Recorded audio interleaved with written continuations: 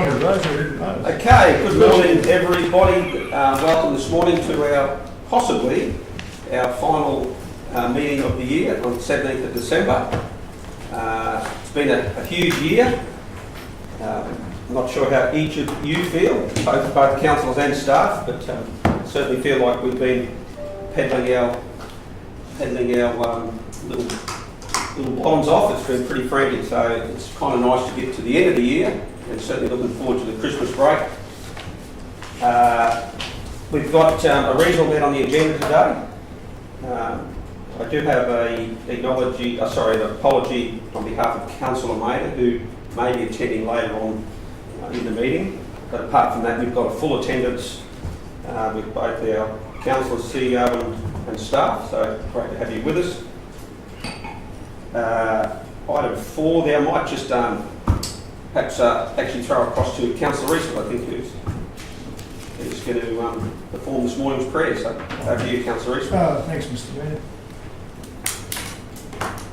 Yes, Father, we thank you for this wonderful lead up to Christmas and the last meeting. And I pray to the God that you would bless us with good decision making. And Father, just to everybody out there that's doing it tough in our community, we ask, Lord, that your hand be upon them and that they have a very Merry Christmas and Happy New Year. Amen. Amen. Thank you, Councillor Eastwood. And I think, Councillor Friend, I can ask you if you're interested to do the acknowledgement of country. Certainly, I'm happy to, Mr. Mayor. I would like to acknowledge our traditional custodians, Durrumbal Nation. They have been on this country for over 60,000 years, and they work very closely with Livingstone Shire Council, and we're so grateful for their expertise and knowledge that they pass down not only to other Durrumbal people but to us in council as well. So I acknowledge their elders past, present and also future. Thank you. Thank you, Councillor Friend. Item 4 on our agenda there is confirmation of minutes of previous meeting. If someone would like to move confirmation of those. Move from Councillor Walcon and a seconder in Councillor Rothery. Any need for debate or any questions? No? We'll put that to the vote. Those in favour? Thank you, that's unanimous. Item 5, declarations of interest in matters on the agenda. Is there any that you would like to make aware? None at this point in time. As is required, if at any stage during the meeting you feel that there's something you may have missed that comes up on the meeting, that you are potentially conflicted, please address that at the appropriate time. We have nil deputations. We move on to item 7. Business arising or outstanding from previous meetings. We've got 7.1 lifting matters laying on the table there. Councillors, we have a recommendation before us there with 2 items, both development applications. Council resolves that the following reports, which are currently laying on the table within the business outstanding table awaiting return to a council meeting, be lifted from the table to be dealt with later in this meeting. Do we have a move there, Councillor Watson? Not a mover. I'd like to ask if we could split that and not lift the extractive Ross Moyer one. Okay. Okay, so you're seeking a procedural to maybe split those two there. And if we maybe have a mover to, well, you've moved procedurally, yeah, to I guess defer that to another meeting. Yes. But I would like to read something before it, after the vote, if I may. With procedurals, there's no debate. So if you wanted to voice your reasons for the procedure, please do that. Right? Yes. All right. I'd like to. Well, hang on. Don't we without going into debate. Oh, so we've already done that, have we? Yeah, we've split the. We've already split. Okay. I'd just like to thank the officers for the hard work that they have done on this so far. But we haven't received any extra information yet about the mats, and I do support businesses wanting to expand, but I'm deeply concerned about the remaining pollen in this area. So I'm taking some research. I've got professors contacting me, which I'm going to forward the information on to council, and I just firmly believe the state needs to step up to the mark in this situation, because there's no more than 25 ghost bats left in that colony. So I'd just like to make sure that we don't lift that today and we continue on with the way it is and move on to the next motion. Okay, so we're clear that procedural to not lift the quarry DA from the table. We're going to leave that on the table. Yes, I have a question, Mr Mayor. Certainly. Am I able to ask the question once a procedural motion's been... Yeah, I'm happy to receive the question. Mr Mayor, why is it that with other ERAs and within Queensland that mining leases, etc., are all looked after the state, yet a quarry has come to council? Perhaps we could have someone answer What we might that. What we might do is recognise that they're the sort of questions, I guess, that perhaps that form the reason why a procedural is beneficial.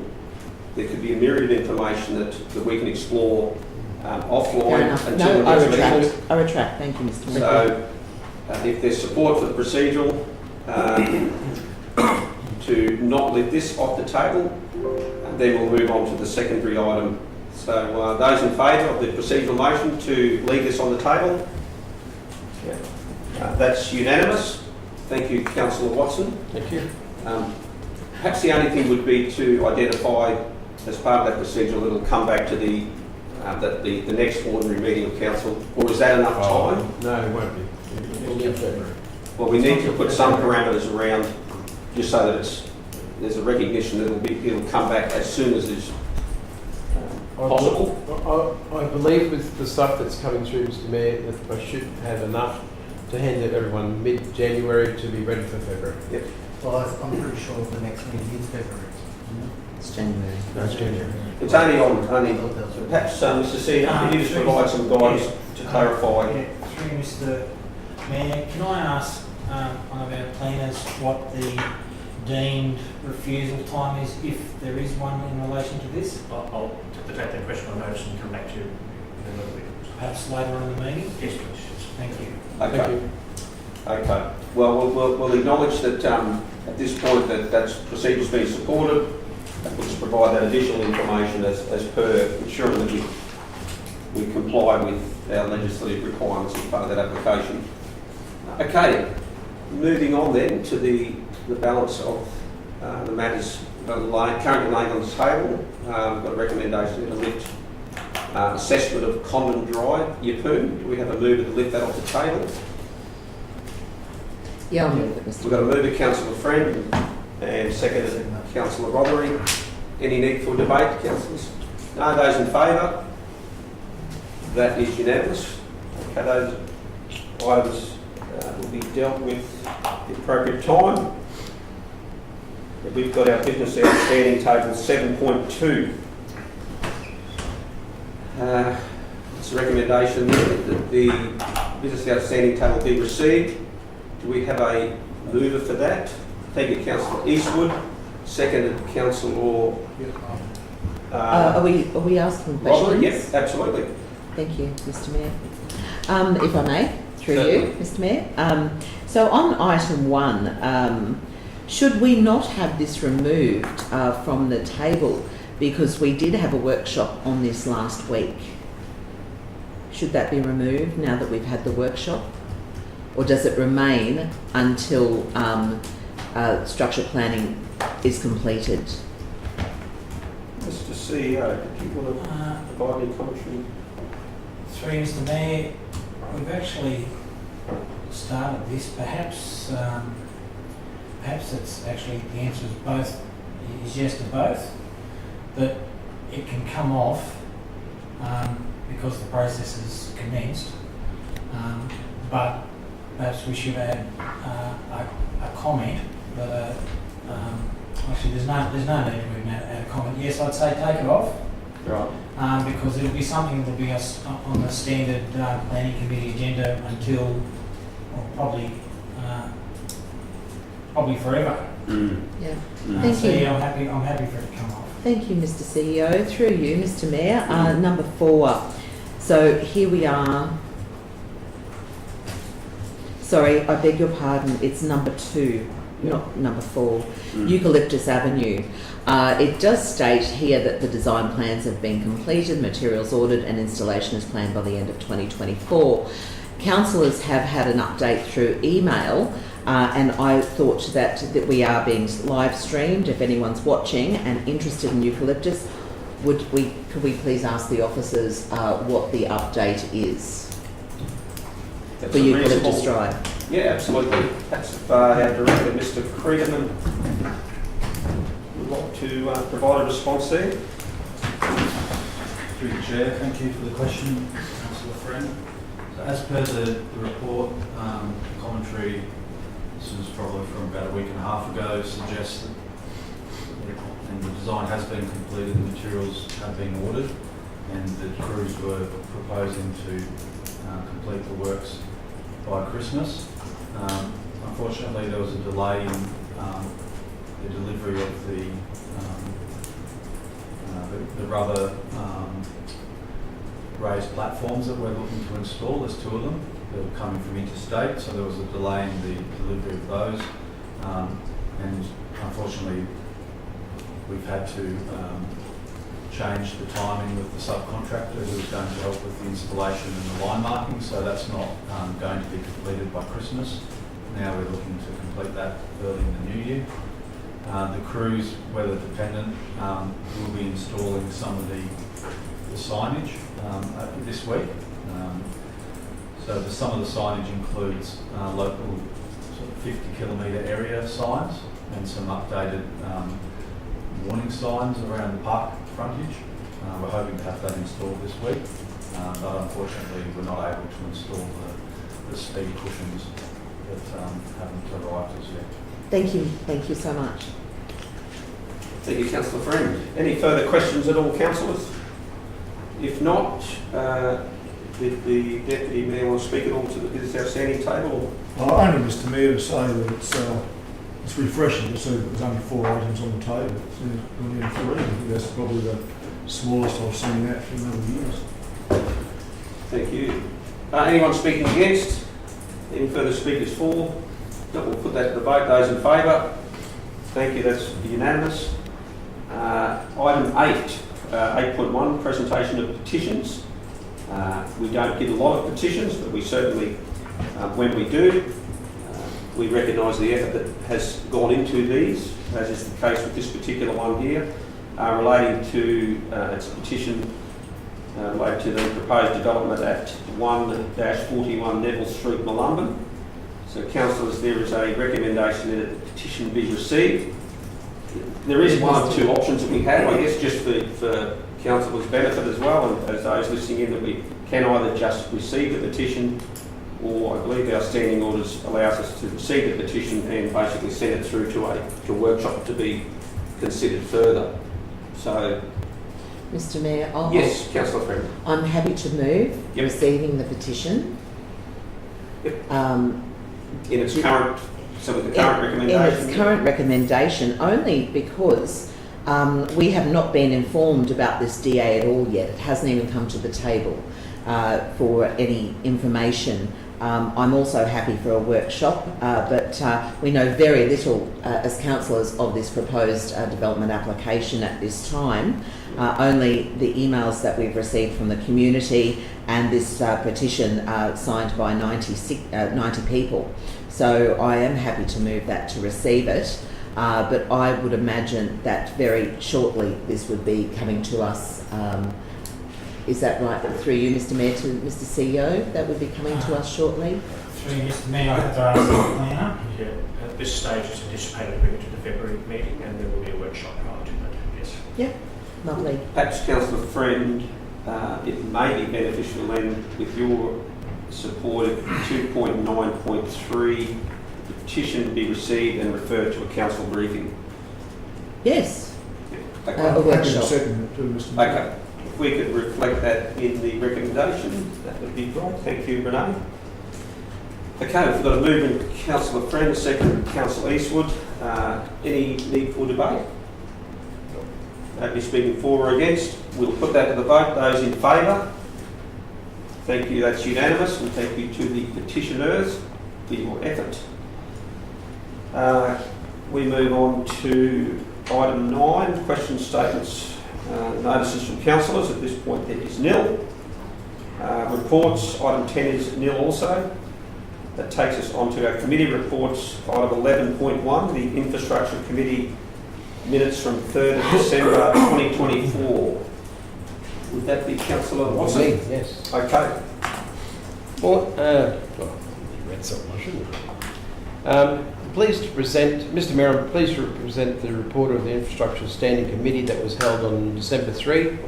The recommendations from that committee are shown in the minutes, but I draw your attention to 11.1, the Kawonga Green Waste Pad, 11.2, Local Government Infrastructure Plan Review, 11.3, Kawarral Waste Collection Area and Suspension Supply Results, 11.6, the Monthly Capital Projects Report, and 11.7, Infrastructure Services Quarterly Report. I present these recommendations to you and seek your support in resolving the matters. Thank you, Councillor Watson. Perhaps just before I ask for a seconder there, with the support of the table, I would like just to separate out the closure of the green waste pad to provide a motion for us to consider, which basically will be to defer closure of that facility until we've had further consultation with the community of Keppel Sands, namely the Progress Association, who've expressed a strong interest in trying to work with council, and even to the extent of recognise that they want to pay for the service that they've been receiving for free previously. So if we could just separate out the Kawonga one, that would be great. And then back to Councillor Watson. You're moving. Yeah, so I'll move that. And so do we have a seconder? We have a seconder? The Infrastructure Committee, we do. Seconded Councillor Friend. Have we got any questions or queries on the rest of what's in that list? No? So you want to do the next None for one? me? No. Okay, do you want to speak at all to that, Councillor Watson? Or No, I'm fine with that. I'm just looking forward to what's going to be said about the green waste pad. So, can you... Yep, okay. Does anyone want to speak against those items there? Any further speakers for? We'll put that to the vote. Those in favour? That's unanimous. Thank you. Thank you, councillors. Now the foreshadowed motion that relates to the Kawonga Green Waste. I'd like to move this. I guess rather than say anything, I'm happy to see there's a seconder first, so we're not wasting our time if there's not. So, Mr Mayor, are you laying this on the table? So it's a procedural motion and you don't need a seconder? It's not so much a procedural, it's probably an action that I'm asking council to consider. But happy to be advised by the CEO whether a procedure would be satisfactory or whether it's a foreshadowed motion of its own right. I think we're a bit late now for a foreshadowed motion, so maybe it's a procedural now. Okay. Happy then to, thank you, Councillor Friend. Happy to move the procedural that we defer closure of the Kawonga Green Waste pad to allow further meaningful community consultation to take place, given the recent willingness, I guess, by the Keppel Sands, or many within the Keppel Sands community. I don't want to suggest I speak for them all, but there certainly seem to be many that would like to try and be part of a reference group type thing that can work towards solutions, especially with the acknowledgement that they recognise the need to pay. So I guess with that additional information, I'm asking for us to consider that procedurally and allow that to take place. No debate on it. There's certainly, I guess we can... A procedural motion, Mr Mayor, there is no debate. No, that's correct. There is questions though. I respect that people may have questions. I wouldn't want to stifle that. If not, we'll put it straight to the vote. Those in favour? Those against? Thank you, councillors. That's passed. That takes us on to 11.2, Recreation and Culture Committee minutes from the 3rd of December. Who is going to lead that one? Councillor Friend. Thank you, Mr Mayor. I'm really pleased to present the report of the Recreation and Culture Standing Committee that met on the 3rd of December. The recommendations from that committee are shown in the minutes, event sponsorship program, round 2, 24 years 24 to 25, and there were some late applicants there. Monthly progress report for capital projects and applications to purchase state land reserved for environmental park, Scenic Highway, Kinka Beach. So I present these recommendations unchanged and seek your support in resolving the matters. Thank you, Councillor Friend. Do we have a seconder there? Seconded, Councillor Watson. Councillor Friend, did you want to speak any further to at this point? No, not necessary. Thank you, Mr. Mayor. Anyone speaking against? Any Councillor Friend want to wrap up? No, thank you, Mr. Mayor. Very good. We'll go straight to the vote. Those in favour? That is unanimous. Thank you, councillors. That takes us then to our Development and Environment Committee minutes from 3rd December 11.3. Who'll be leading that one? Mr. Mayor. Councillor Eastwood. Thanks, Mr. Mayor. Mr. Mayor, I'm pleased to present the report of the Development and Environment Standing Committee that met on the 3rd of December 2024. And the recommendations from that committee are shown in the minutes. An MCU for a dual occupancy at 2 Burlington Street, Lammermoor. An ROL for 1 lot into 10 lots. And the balance lot at 111 Hidden Valley. An MCU for a dual occupancy, 15 Burlington Street, Lammermoor. Livingstone Planning Scheme 2018, minor amendments, zone changes, and better development approvals. The Yeppoon Ladies Probus Club, parking permits. Recommendation to repeal the encroachment on public land policy. Policy review dividing fence contribution and joining council-owned controlled land policy. Biosecurity Plan 2025 to 2029. The Flying Fox Management Plan. And the 6 monthly update on key development matters. I present these recommendations unchanged to you and seek your support in resolving these matters. Thanks, Council. Thank you, Councillor Eastwood.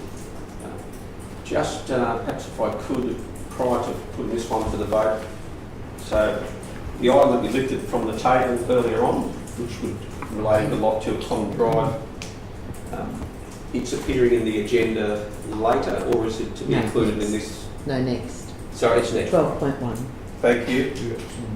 Thank you. Okay, we've got a mover there in Councillor Eastwood. We have a seconder. Seconded, Councillor Rothery. Councillor Eastwood, do you want to speak at all? Not particularly, Mr. Mayor. They've all been spoken to previously. Okay. Anyone speaking against? Any further speakers for? We'll go straight to the vote. Those in favour? Thank you. That is unanimous as well. Okay, we move on to our reports 12.1.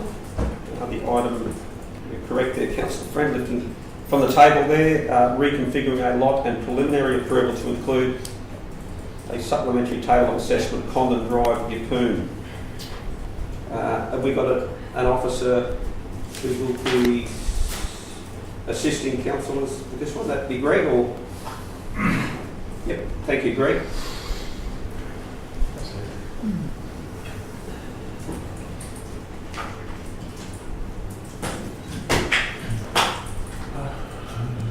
Good morning, councillors. This matter was brought to the table at the November Standing Committee meeting, and after that committee meeting, it was left to lay on the table for a further workshop. We've since had that further workshop and clarified matters surrounding the particular application. There's 3 recommendations in the approval. The recommendation A is to approve the development. Recommendation B is to approve the supplementary tables, and recommendation C is to impose infrastructure charges. Madam, take any questions? Okay, questions, councillors? Yes, Mr. Mayor. Through you, if I may. You certainly may. Thank you, Greg. Appreciate the amount of work. I have a number of questions here. So I'll start on page 44, 8.1. Under infrastructure must be provided by the developer in a coordinated and a planned manner, having regard to staging of the development in a logical and orderly sequence. So what exact infrastructure does the developer need to supply? Yes. So the developer will need to provide access to the site. So that will be a road from the roundabout at the top of the hill on Campton Road to the site. We proposed being known as an extra payment condition on the developer, as that particular road is not in the, whilst it is in the LG, it's out of sequence for the time we proposed. So in essence, the developer needs to provide that piece of infrastructure at the developer's cost. That also includes a grade separation over or under the rail trail, depending on what that looks like. You'll also be required to provide sewage infrastructure and water infrastructure along. Thank you. And thank you, Greg. Just segueing off what you've said about the extra payment, on page 53, at the base of the page, it talks about the extra payment.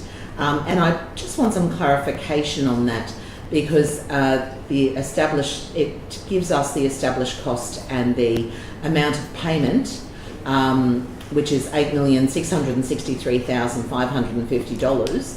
Is that the total of the extra payment that we're conditioning the developer to pay? So there's actually a couple of extra payments in there. One is the road component, and the second one is actually some water infrastructure that needs to be upgraded up off Adelaide Park Road.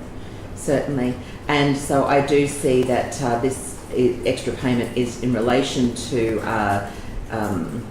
the road itself, but also the rail trail. Is that correct? That's correct. Is that a bridge or an underpass or an overpass?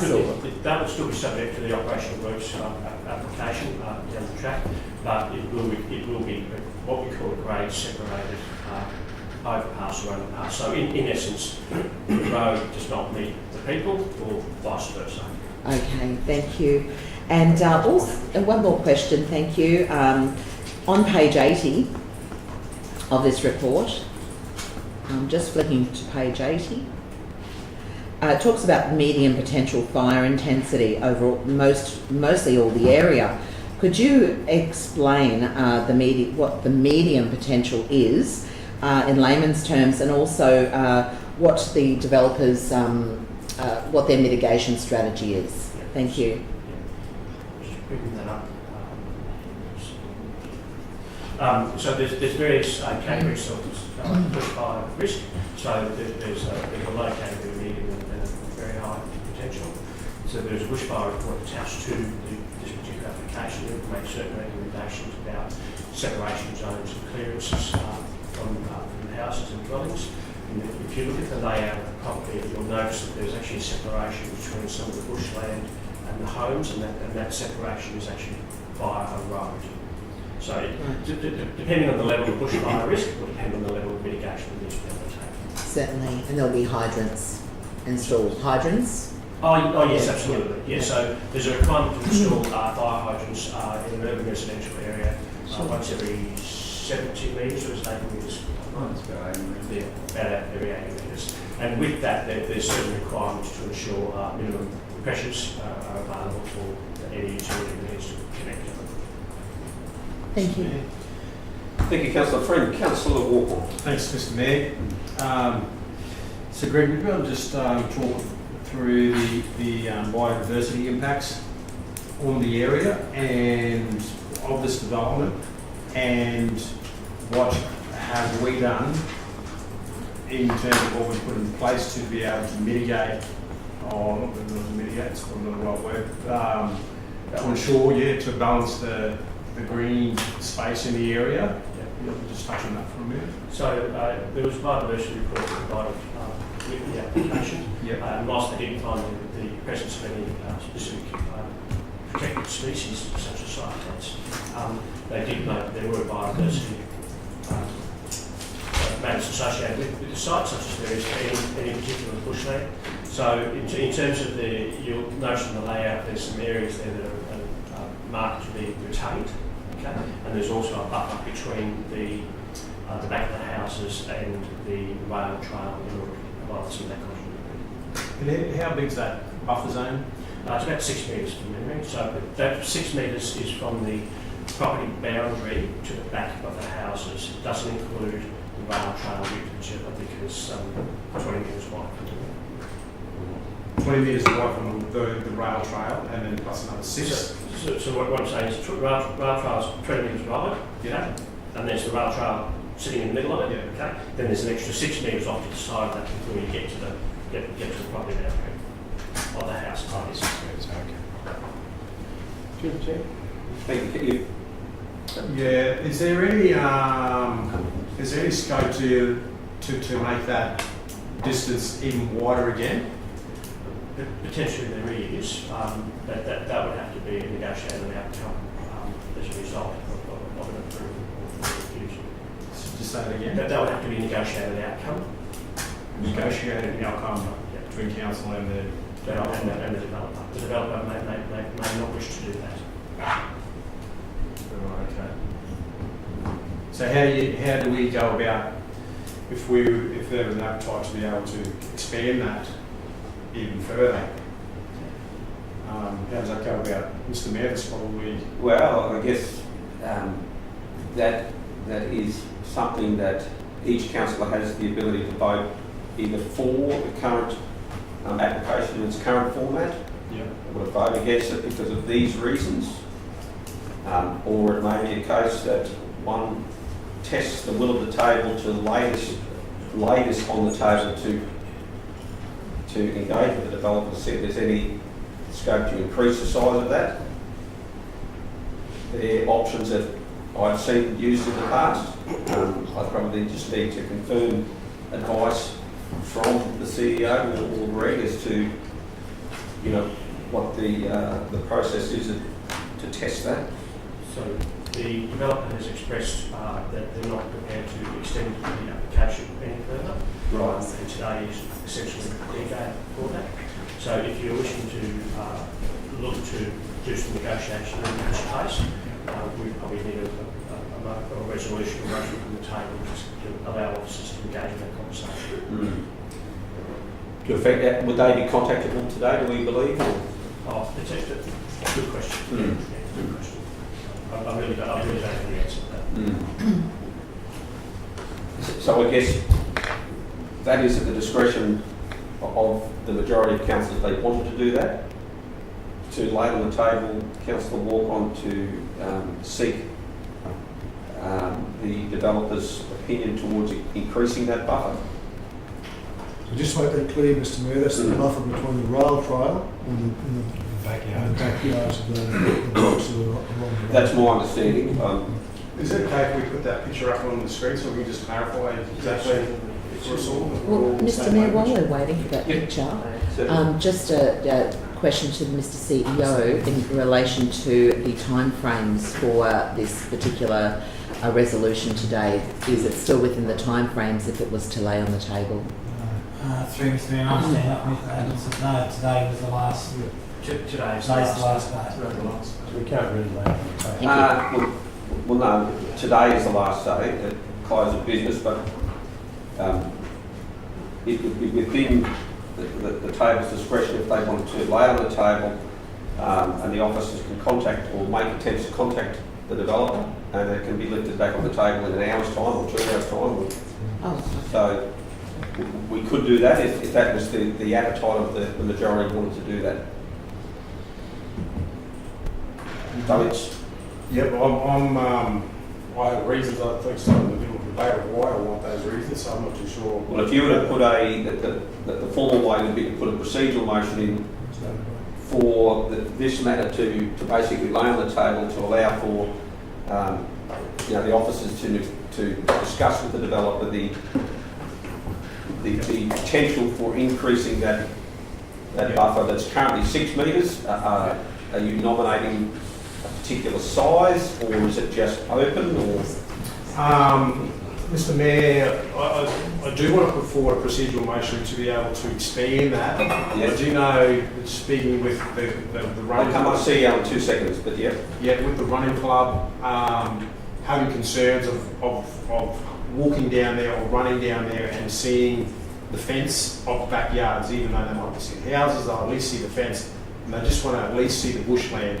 And I'm concerned that with the distance, even though about 20 metres plus the 6, we're still going to see it, or they're still going to see it, the community's going to see it, and to be able to expand that even further. So I'm not too sure exactly what distances, I haven't sort of got that in my head Right. in terms of distance, but wanting to... Okay.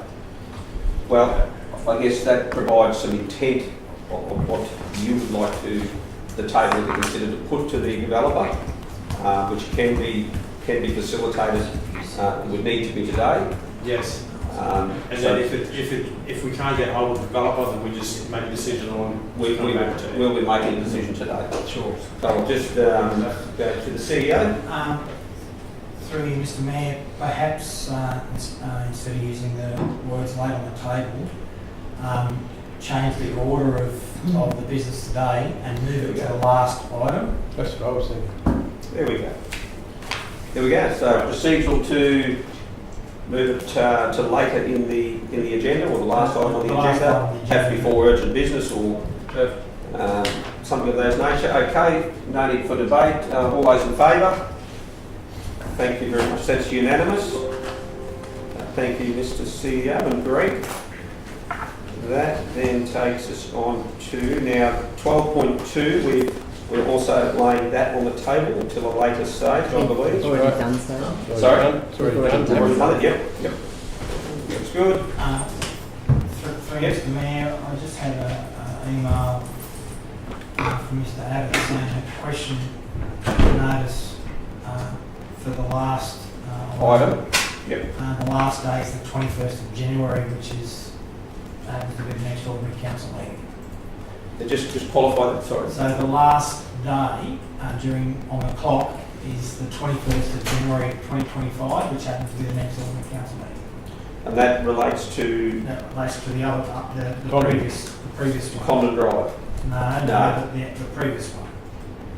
Was it related to the quarry? Oh, the quarry. Okay. Oh, Greg's not here. Okay. So we can confirm that because We'll previously confirm we that. got the two confused here, it's a question notice lot 2. But I just confirmed with you and said no, it was the other question notice. Okay. So we're all clear on that, Councillor? Yep. yeah. I'll have to get that information together quicker then. Yep. Thank you, Councillor Watson. Okay, we've got item 12.3, Emu Park Centenary of Anzac Memorial Walk Extension. We have an RSL Second, Mr. request for a memorandum of understanding. The chair didn't even get the headlines read out there. Chair, that's great. So we're going to move with Councillor Eastwood. Do we have a second of there, Yes. Councillor? Yeah, second to Councillor Friend. Would you like to speak? You probably don't want to speak on that, so we might just go straight to the... No, Pretty quick. I thought you might. Thanks, Just quickly. Well, are we asking the officers? I've got some questions. Okay. Questions there? We've got Sonia here if there are Oh, that's right. indeed commentary there as well. Sorry, Sonia. That's okay. Councillor Walk on. Yeah, thank you. Hi, Sonia. Just about it talks about, I think it's on page 198 on mine. I don't know whether it's on. No, I was trying to find it on. Just got that sort of page number. So that must be 277. Just speaking about our 3 priority projects, the East-West connector in the MOU. Just wondering how we can ensure that it's not confused already with our current 3 priority projects, in terms of the things that we are lobbying already to the federal government, our 3 major priorities, and to ensure that the communication is nice and clear on what's what. I'm just trying to see some clarification around that. Yeah, so Councillor Walcom, Council endorsed 3 priority projects for the state election, which is now being held. So they're actually contained they've been resolved by Council, Yeah. and they're actually contained in their own document that basically describes each of those projects. If councillors want to, we'll be looking at a new round potentially of maybe additional projects. I'll be asking councillors if they want to add any to the upcoming federal election. But at this point in time, those 3 priority projects have been endorsed and resolved by council as the most pressing. We also do have another list of projects that are known as priorities. However, they need to be revisited at some time in the it's a live document. Priorities change, things change. This is a request from the RSL to include this one as a priority project. As councillors know, it's not on radar from the capital works program. However, if funding was actually received by the RSL, because they are the ones that are seeking the funding for the detailed design of this project, and basically if this project got legs, I suppose, if you want to say it was going to be delivered by council, then it would be up to councillors to officially endorse it as a priority project. And if we officially endorse it, are we also endorsing that we will also join with the council, join with the RSL in meeting with the federal member to canvass and outline the need of their support and action in support of the project? Correct, that's part of the MOU that is attached for council approval today. Okay, and so by doing this, does that confuse the two priority projects? I just want to try and make clear in my head how supporting when council joins with the RSL to be able to endorse it and meeting with it, and there may be other things there. There's another thing in there as well that we're asking council to join with. So council will take steps to add the project to their priority projects list. It's one of those. So that was a request of the RSL, so it's up to councillors, not myself. If you want to make this a priority project, that's a request of the RSL, and that's part of the MOU. So if councillors want to leave that in the MOU and are willing to want this to be a priority project, that's your decision. Right, okay. Because that's what the RSL has asked, and that's what the report is presenting. If councillors choose to still support the project, but it not make a priority project list per se, then that's up to councillors as well. Okay, so in the officer's recommendation, sorry, councillor? No, not at all. The council enter an MOU with Emu Park RSL to support the progression of the Emu Park. So we are supporting everything in that document as well in the same thing. Correct. And the changes that have been made as we discussed in the workshop, which is I suppose, putting more onus on the RSL to, with still council support, to firstly do the first stage of the project, which is get enough money for the detailed design of the project. And if they're successful in getting that funding and the detailed design is completed, and then there's funding available to build the project, that would then be up to the RSL and council to ensure that that funding covers project management costs, so that council is bearing those costs. But council ultimately will have to deliver the project because the RSL doesn't have capacity to do that. We need to make sure that it's built to our design standards and our operation and maintenance standards. But it is up to councillors whether they want to accept it as a priority project. That's a request of the RSL. Thank you. Thank you, Councillor Walker. Thank you, Sonia. I've got a couple of questions here. We're going to go to Councillor Watson.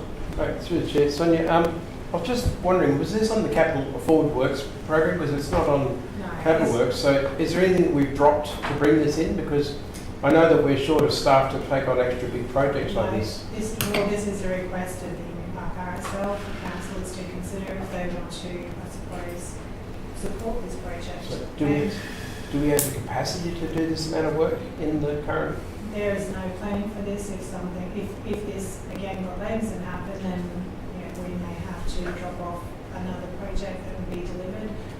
What we've tried to do as much as possible with this MOU is, as I said, put the onus back on ourselves to do the preliminary steps to get funding for the detailed design. The council will have to support it because it will be our asset. So that's up to councillors. The other thing is it says 2 to 2.5 million. It seemed quite a small amount compared to other projects I've seen we do. Yes. Has there been any contingency allowed in that? Because they are working on rock and everything. That is actually an estimate from quite a few years ago. And then we've added money onto that. Until the detailed design is completed and costed at QS, we really don't know how much it's going to cost. And do you, out of this project, will council be out of pocket for this, or will it all be funded? Is that what the aim is? The MOU is written that project management costs and costs of advocacy and also for the grant writing are covered. by the funds that have been raised. But regardless, there's still going to be a cost to council in regards to administering grants, project management, overseeing the detailed design scope. So there will definitely be a burden on council to help deliver the project. So it's up to councillors if they want to endorse the project or not. But it also, we have to look at the community side of things as well. The RSL is very passionate about this. They've already received some committed funds, I believe. So, and councils have met with the RSL and had those conversations. So I'm presenting the request from the RSL. It's up to councils if they would like to support it or not. Great. Any further questions? No, I'm fine, thank you. Okay, thank you, Sonia. Mr. CEO, do you? No, the question's been answered. All right, right.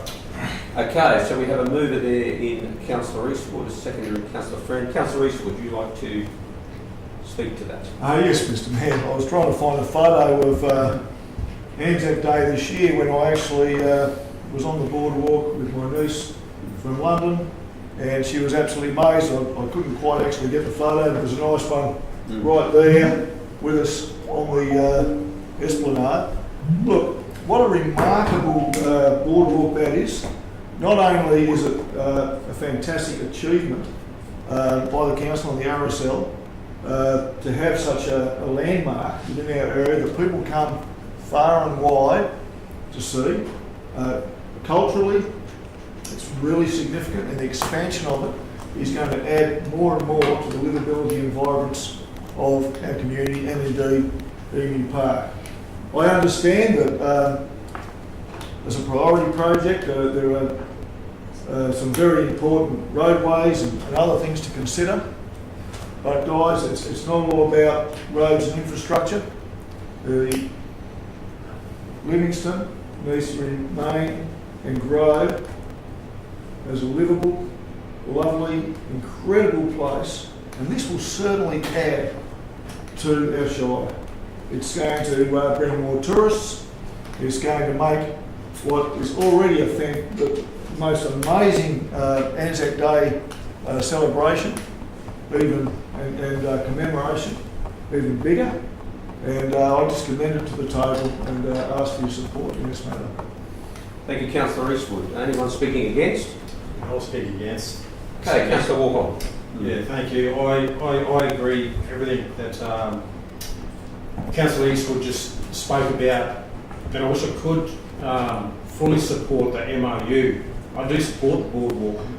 I do support its expansion. I know what it'll bring to the community, and recognising that already it is a national place to go, and what we get to see, and we bring our visitors come into town, we go and check out the Anzac Memorial Walk.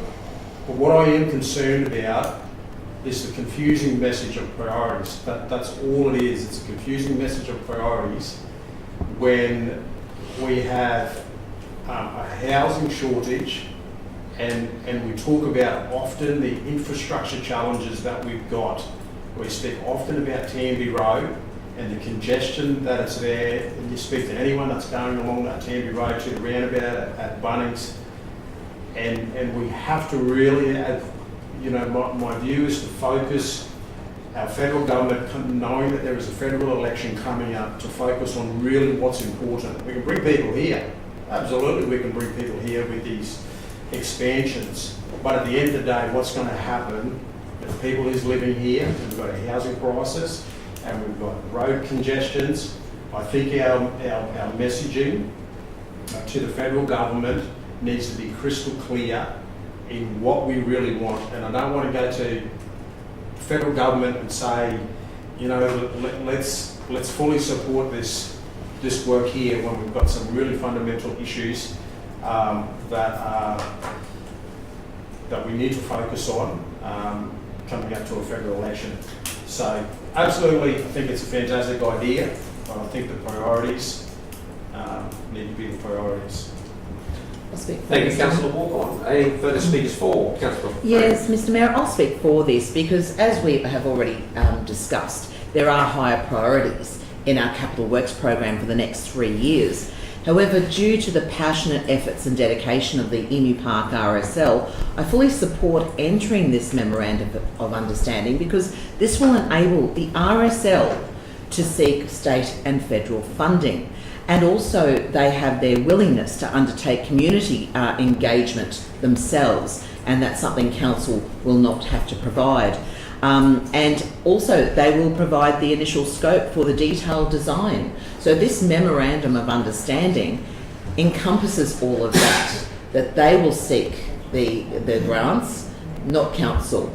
If they are successful in receiving over $2 million to be able to proceed with this particular boardwalk and to its completion, then certainly council will oversee that with project management.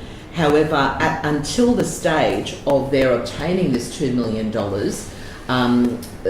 there's nothing that we can do except to enter into this Memorandum of Understanding to give them the opportunity to actually seek that funding in the first place and to undertake the community consultation. So I'm all for it. Thank you, Mr. Mayor. Thank you, Councillor Freeman. Anyone, any question? May I have a quick ask a question? Yep, fine. So, I meant to ask before, sorry, but the amount of 2 million was some years ago.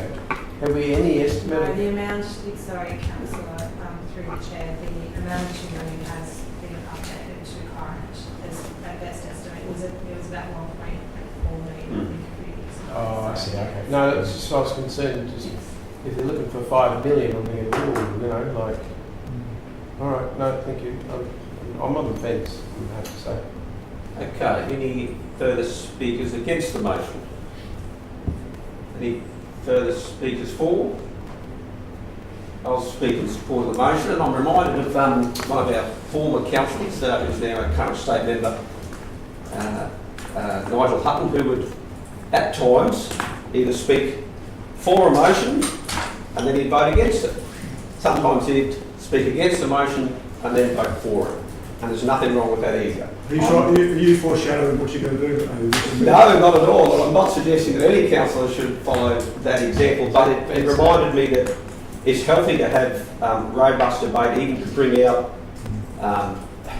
bring out ideas, concepts, concerns for the broader table to be aware of, and the community to know that you're aware of that,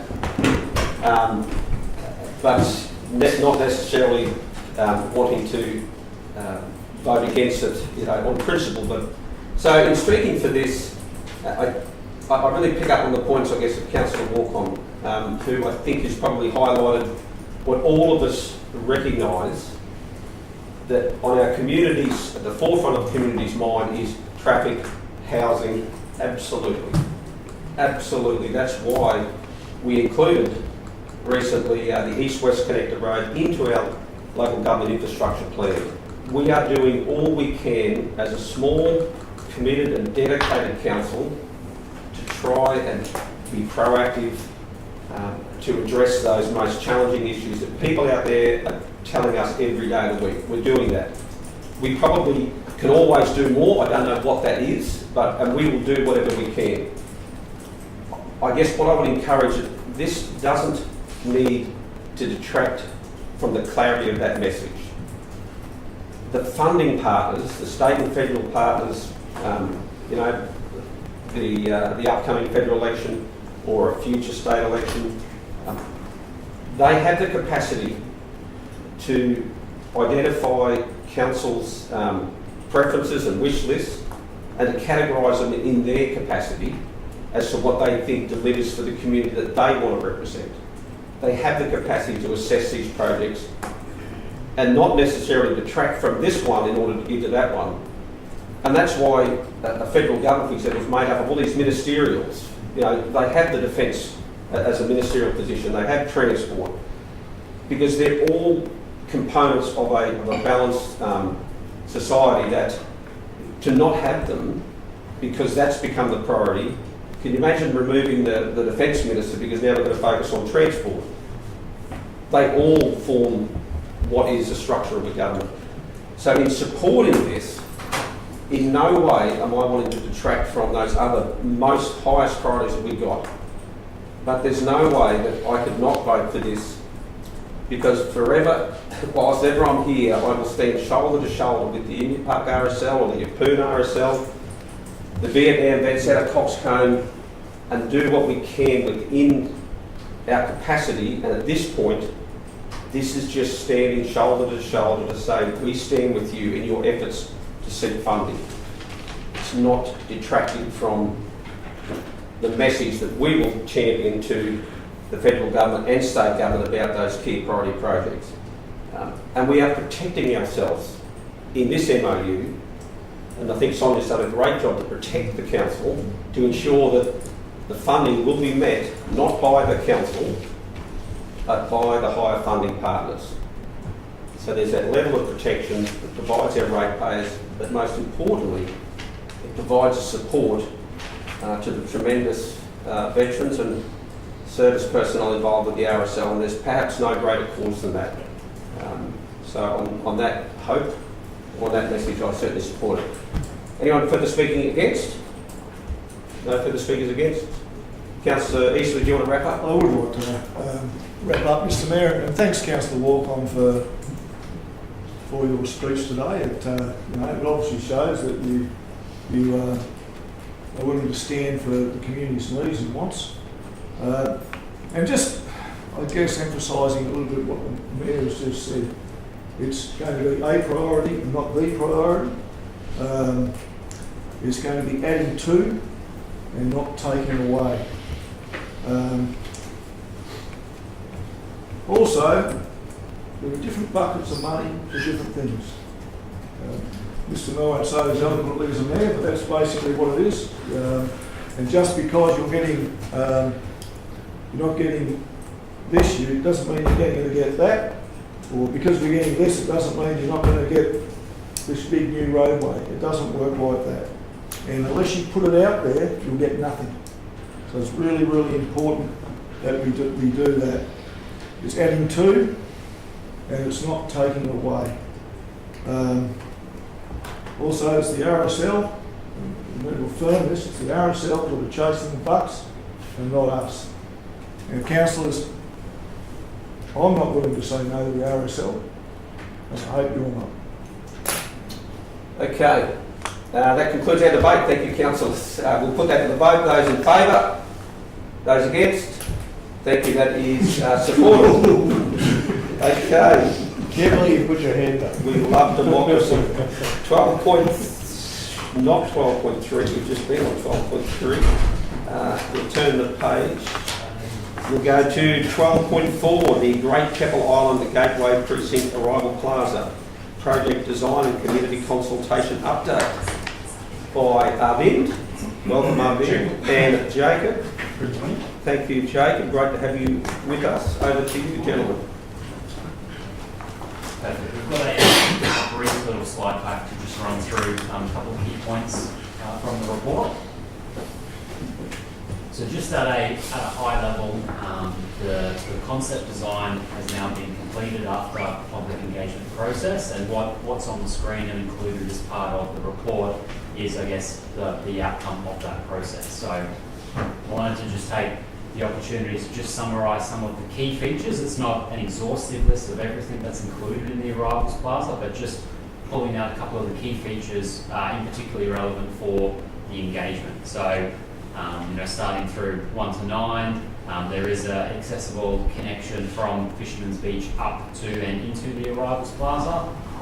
There's a separate vehicle access track, so there's a lot of feedback around separation of pedestrians and vehicles. There are a lot of shade shelters, seating and open play space included as part of that. The key theme was, particularly during summer, not a lot of shade there, it's hot, and as well as, if there's sort of storms or whatnot, the ability to congregate under some shelter through rain and whatnot. So that's sort of a key thing that's been included as part of the revision. In terms of the amenities facilities, so in total we have 10 toilets now, 5 unisex cubicles, 3 ambulant, 1 family change room and 1 changing places or PWD facility. At the moment, it has included space for outdoor lockers as well as an item storage facility, just a room that could be used for a multitude of different purposes. The main tenancy building, number 6 on the map there, is approximately 180 square metres. And as well as part of that, we believe it may include up to 2 commercial tenancy spaces, as well as a separate office space and a first aid or recovery room that we flagged and still working through that as part of the design process. Lastly, in the main plaza area, so number 8 there, it shows it's a large undercover space. So again, that additional shade, additional opportunities to shelter from storms and whatnot are also included as part of that. In terms of our timeline, so the concept design process was completed and provided to council on the 29th of November. What we're working towards now is preparing for the detailed design tender. So that will be issued in the first week of January, with looking to award it by mid-February. What that then will leave us is approximately mid-April, we'll have a 50% detailed design back to council. And then we'll work through a second set of public engagement on the detailed design. We'll be looking to have an 80% design completed around mid-June, and then at that point we'll release a construction tender, looking to appoint a contractor at that point to finish the last 20% of the design and commence that construction works. So all going well, that will be awarded late August next year, and construction completion will be before June 2026. Just would like to highlight as per funding agreement. So initially, this Arrival Plaza completion date was 31st December 2025. However, it was very tight time frame, and we discussed with the project control group with the Department of Tourism, and they principally agreed to be extend this by June 2026, along with the boardwalk and the refinery zone. So all package of work under rejuvenation part would have a same milestone date for 30th June 2026. Okay, thank you very much, guys. Questions there? I'll go to Councillor Walker and then across to Councillor Watson. Thanks, Mr. Mayor. Do we have a cost of this, of the arrival centre at all? We do, but it's because it's only based on a concept design. It's a very, very high level, and there's still a lot of, I guess, value management that we would have to do as part of that process. So it's. So what does that mean? It's about currently it's around 5.9 millions. What they have given based on the concept design, and it is purely concept. It doesn't have any geotechnical foundations, footings, and any other thing. So, and the current funding what we signed for this component of work is 4 million. However, there is a 6 million contingency sitting with this project to move based on the tender value. So more of that under this detailed design of 50% and 80% component. Based on the all design component, we are asking consultant to provide us the quantity survey estimate, which would be more accurate estimate. Okay, so the design tender will close on the 28th of January. And that will have, is that the, so when the design tenders close, is that, will they have a cost on that? Cost to unset the detailed design. Of the detailed design? And so that design tender will be awarded on the 7th of February, which is 10 days later. What happens if the design is way beyond the 6 million? Well, perhaps to maybe run through that. So the procurement method that we're doing is that we will tender this design consultant to do the full 100% design. However, when they're about 80% of the way through it, we will engage a contractor and novate the design up to the contractor to finish that last 20%. And the intention there is, given the remote nature of the project, we're hoping that when you get a contractor on board, that they can look at, is this, essentially prefabricated off-site? How is it delivered to site? What materials are they using, and actually get some efficiencies and value through that process? So the intention there is that we're able to value manage in a way without compromising on the outcome. So it's not going to be changing, removing toilets or anything. It's around how's it built, how are you getting it to site, what materials are we using, and trying to see if we can get some further value through that process. But we've got a bit of a list of some things that through the initial design process, we're going to look to value manage to make sure that it is going to be within the envelope of what we received. Okay. I'm trying to understand the dates and the cost because of history with Kiwi Bay Pool. When we first got designs back, it was way more elaborate to what we could actually afford. And then we're looking at it, I'm just looking at these dates, ensuring that we can deliver within that time period between tender closing and tender awarded, 10 days, and then going through Christmas. And I suppose it just pushes out the dates, I suppose. That would be the We are aiming to, sorry, we are aiming to award this design and construction tender. This, we discussed, we had a workshop with project control group, and we presented the different delivery method to reduce council risk. So altogether, there were a few options: go for do the 100% design, go for construction model, or design and construct option. So design and construct reduce the risk to us, where contractor inherit a lot of the construction's constructability issue. However, 80% designs provide us the whole opportunity to do the design what exactly we need. And we also discussed through the procurement process and the legal issue with our legal consultant, Livingstone, and they have agreed methodology. However, in between now to release the tender, there is a couple of things need to be modified in the contract documents. So in order that the consultant who is designing that, he will be part of the remaining 20% design and also managing the all constructions with the contractor. So all warranty issues and all product warranty and liability will transfer from council to the contractor. So this, the contract clauses, McLaren Robertson is tidying up in our favor. So we've been through a few workshops and trying to resolve the issue. And so this is the method, and we are going tender award the design and construct in August. And it was discussed with the architect and also like what's approximate construction time for this kind of structure. So it's 8 to 10 months is construction period, and this August we have already excluded 3 weeks this Christmas break period and also school holiday period. And the programs also consider the other project, which is boardwalk, and the STP project is also going not to obstruct any school holiday or any businesses. So these being planned, and accordingly we are releasing the practical completion. So since 30th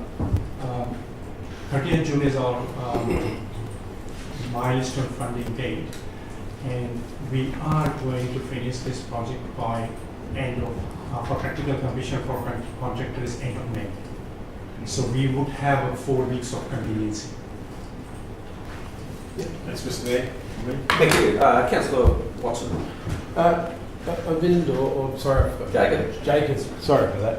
I was reading the report again the other night, and it made me rethink about the ability of Ocean View that someone's brought up as why isn't this happening, and it brought me back to, if you remember, councillors in the last term when we were talking about adding parking to Spring Head coming down the hill, and one of our engineers set up the parking to face Bayview Tower instead of looking at the ocean.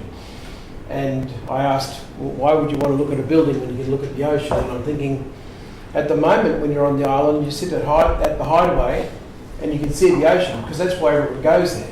Because, I mean, quite frankly, most people get off the boat, go to the highway and they sit there and have a beer and they look out at the ocean. I'm concerned that when you build this, if you can't see the ocean, people aren't going to go there. And it says that there's engineering challenges for drainage. We're talking about sand. And there are no drainage issues on sand. It's a beach.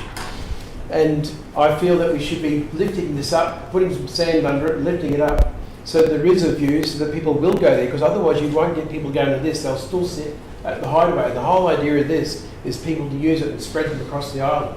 Mr Mayor. So I'm just. Good observations. I guess, is there a question there? Well, the question is, Councillor Watson? we're still in the concept design. Can we stop the clock and go back and talk to them about lifting it up to get a view?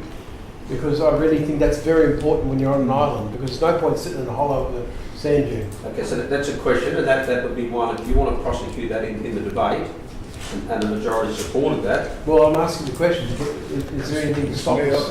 I'll get the question answered, then I'll go to you, Councillor Easton.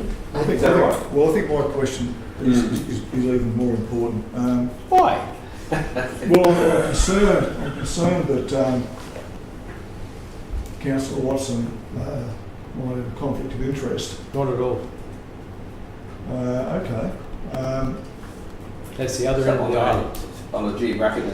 It's the other end of the island, nowhere near where my family's home is. Well, the way it works isn't quite like that.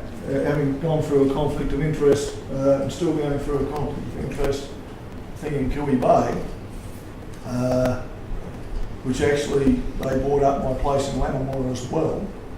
So I certainly believe personally that you have a conflict of interest. Well, When we had, is it? can I just say, when Hang we on, no, just if I could just ask, I guess until that matter's resolved, your particular case, which would provide certainty in terms of the OAA's position on geographical.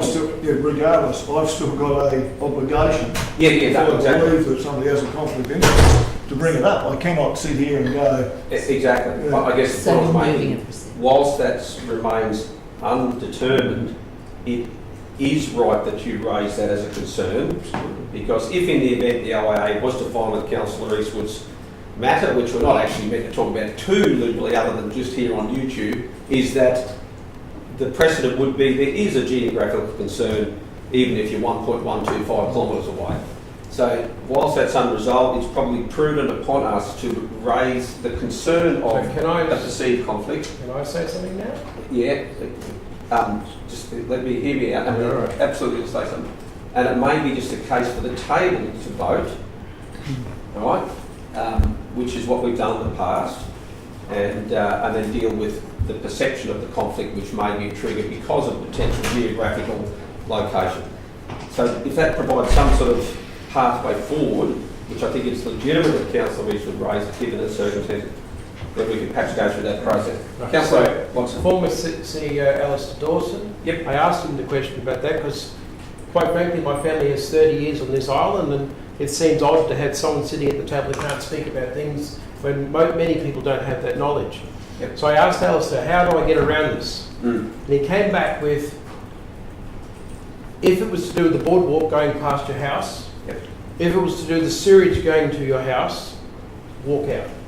But if it's, he said, for this, what are we calling this thing? The Arrival centre. arrival centre. Yep. It's not at my own house. It makes no difference to the value of my parents' home. Yep. And that's why I should be able to speak about it. And that's what he brought up, and that's why I have not brought up a conflict of interest today. Okay. So That came from a CEO. It's not me saying it. It was the CEO who said that. in order though for us to be able to find a pathway forward, you're both right. It's not a right or wrong in this case. No. It's been raised as a concern. As a council, 2 seconds. As a council, we need to address the concern of the raised perception of the conflict. Okay? And my suggestion is that we vote on that to determine whether we feel Councillor Watson should be able to stay in the room or not. It's as simple as that. Can I ask a question? You can? To Councillor Watson? Yep. Sorry, I Terry. don't know where you live, Councillor Watson, and but where the arrival centre is going. Are It's you about- Okay, so you've got a beach that's proximity? about 700 metres long, Yep. and my family's home is about 600 metres from it, To the south. to the south, past the old resort. So, Right. yeah. Okay. So that's why I asked Alistair about these things. He said, well, he said if it's going to affect your family's value on their house or something like that, no problems, walk out, and I have in the past. But the Arrivals Plaza has nothing to do with my parents' house. It does not make any difference on the value of whether it's there or not. But the thing is, I look at it as, I do have 30 years knowledge of the island. I have been over there a lot in those years, and I see things a little bit different to other people who come over for a day. And that's why I've brought this up. Because I feel it's important that this facility has a view. Otherwise, you're going to end up sitting in the middle of a dune, and it's going to be very hot because it's got a lot of concrete to start with. And I feel if you raise it and you look out, because I talk to people all the time, you come off the boat, and the first thing to do is go to the highway, and they get their beer, they sit there and they look out at the ocean. That's why they went to the island, to look at the water. It's not to sit Mr. Mayor, on I'm the just dune. concerned that Councillor Watson's still talking to Yeah, to this. but this is why I feel Okay. that I should be allowed to speak about it, because I have that insight that others may not. Thank you, Mr. Mayor. councillors, for raising May I ask? legitimate concerns. Councillor Friend, I'm going to go to you then. One of the benefits, so Councillor Rees, I guess, of councillors asking, fellow councillors asking the councillor for particulars, is it helps them inform whether they're going to vote potentially for the person to stay in or out. So I respect where you're coming from. Councillor Friend. Yes, Mr. Mayor, may we go to Mr. CEO to... Yes. So the previous CEO has told Councillor Watson the information that has just been stated, but what does the current CEO state? Through Mr. Mayor, I just went and got the Queensland Government Managing Conflicts of Interest Quick Reference Guide, and I've just read it. I think Councillor Eastwood's got a point, but I think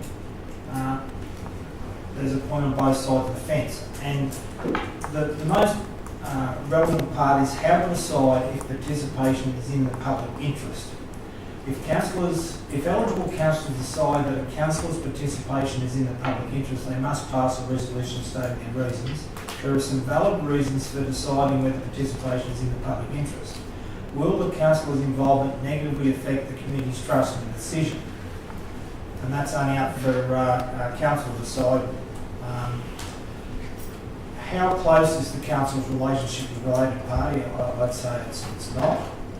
For gifts, it's not a gift.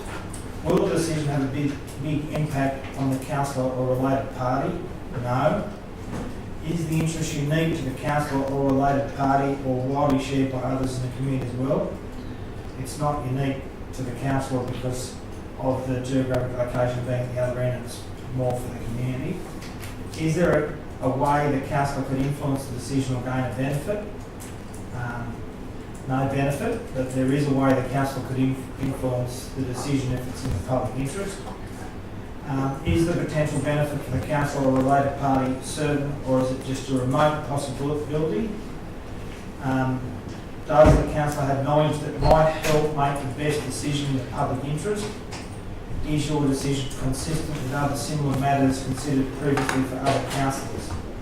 Remember, the test is not whether the councillor is an honest and impartial person, but whether a reasonable and fair-minded person in the community could lose trust about whether the decision was made in the public's best interest. And equally as important, how is public interest determined? The seriousness of the matter, the previous history of the matter or similar matters, how often does it arise or is it an ongoing matter? Are there significant or relevant cultural factors? How will it affect trust in decision making, and what is your experience or training in the matter? So it's less ambiguous than it sounds, because there's no gift, there's no financial benefit.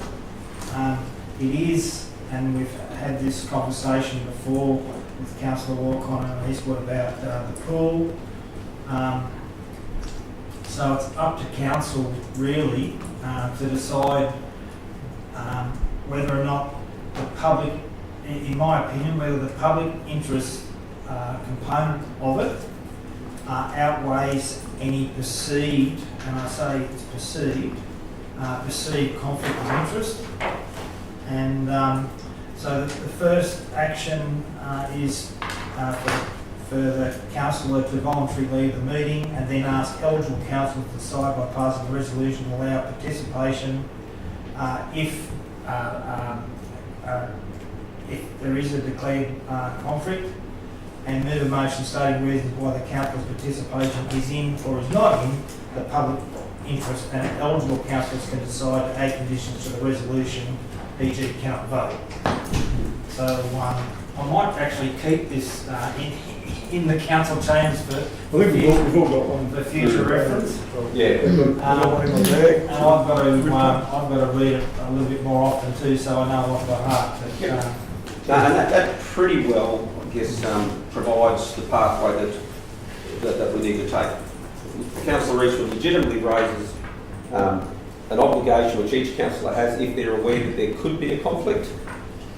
Given the circumstances that Councillor Rees was going through, the OIA may well judge that yes, there is geographical context to conflict. And if that's the case, well then we'll have to do that every single time there's a geographical potential to trigger a conflict. Hopefully we get back some clarity when this particular case is dealt with, and we can move forward without having to do that. So there's nobody's wrong. What are we doing? Oh no, Well, I'm trying to protect. It's I understand. procedural So motion. Councillor Watson, are you happy with us to vote? Because you'd like to stay, I guess. of course. Yep, fair enough. We get to speak for reasons too. Absolutely. Councillors do get to. Yep, it's basically a motion. So would someone like to move? Is someone wanting to move that Councillor Watson stays in the room to participate in the I'll debate? move that. We're going to move with Councillor Friend. Stays in the room. We probably won't have you second. It might have a conflict. And we'll second Councillor Rotherham. Thank you. Okay, did you want to speak at all of that, Councillor Yeah, Friend? thank you, Mr. Mayor. I've taken on board exactly what Councillor Eastwood has said. I appreciate and am sad to hear that he's going through that. And also, I've taken on board of what Councillor Watson said, but mostly I have listened intently to what Mr. CEO has said. And as he said, it is a perceived conflict. It will not enhance the valuation of the property, which is located 600 to 700 metres away, which is over a kilometre away from where this arrival centre is. And having had his family on this island for 30 years and understanding the evolution and the changes that have happened on this island over that time, Councillor Watson has a wealth of knowledge that can only enhance the council's ability to decide on each resolution that comes about in relation to this arrival centre. So I believe that Councillor Watson has every right to ask a question about height limits of this arrival centre and explain to the council what the community has told him. So I firmly believe that he should remain, in this instance, in the room. Thank you, Councillor Friend. Anyone speaking against the motion? Mr. Mayor. Yes, Councillor Eastwood. For a start, it's not up to this CEO or any previous CEO to they can make recommendations, but the onus is actually on the councillor. In November last year, we had some training with the local government racing and gaming, whatever they are, that came down. They presented out a little booklet. In relation to Kilby Bay, it basically said that Councillor Eastwood and some councillors have properties in Kilby Bay, and geographical location should not be a deterrent on every matter.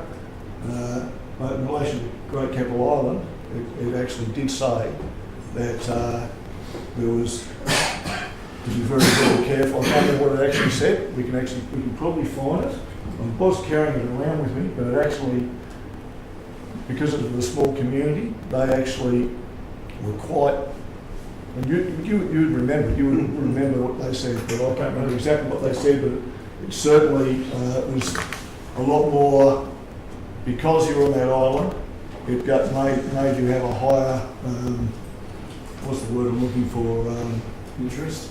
A higher interest. That's a higher interest than others. And the reason, like councillors, and this is just giving you a little bit of a background. Councillors raised with an independent investigator that Councillor Bowen and myself might have things in Kilby Bay, and that's the reason we got our IO. Point of order, Mr Mayor. Yes, Councillor. Okay. This Oh, no, it's just to equate to, it's leading to, but I'll let you call your point of order. Point of order, Mr Mayor. You're talking about Office of Independent Assessor situations in this relation. Councillor Eastwood has already numerous times in this last 10 minutes mentioned that there was a conflict brought up, and I don't believe that bringing up any Office of Independent Assessor investigations at this point is even anything to do with what we are discussing at the moment. Councillor Eastwood has noted already that he has going through something at the moment that is in relation to the proximity of another matter altogether, and each matter should be taken on its merits. So I'm happy for Councillor Thank you for Eastwood. the point of order.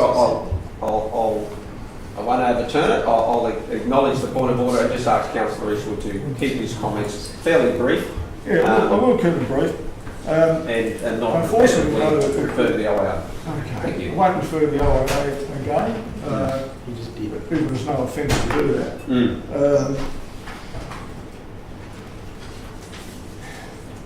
I will refer though to the Kilby Bay incident, if that's okay, in the count, because it relates to what you said about living.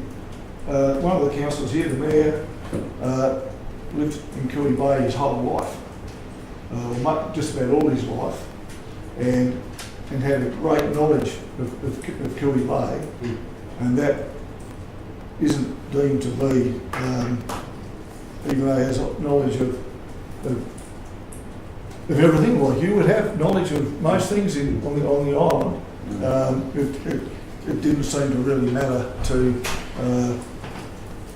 I'm trying not to mention what I'm not supposed to mention. I'm not convinced that this design, this would not add value or detract value from a property on Great Capital Island. Anything that adds to Great Capital Island adds value to it.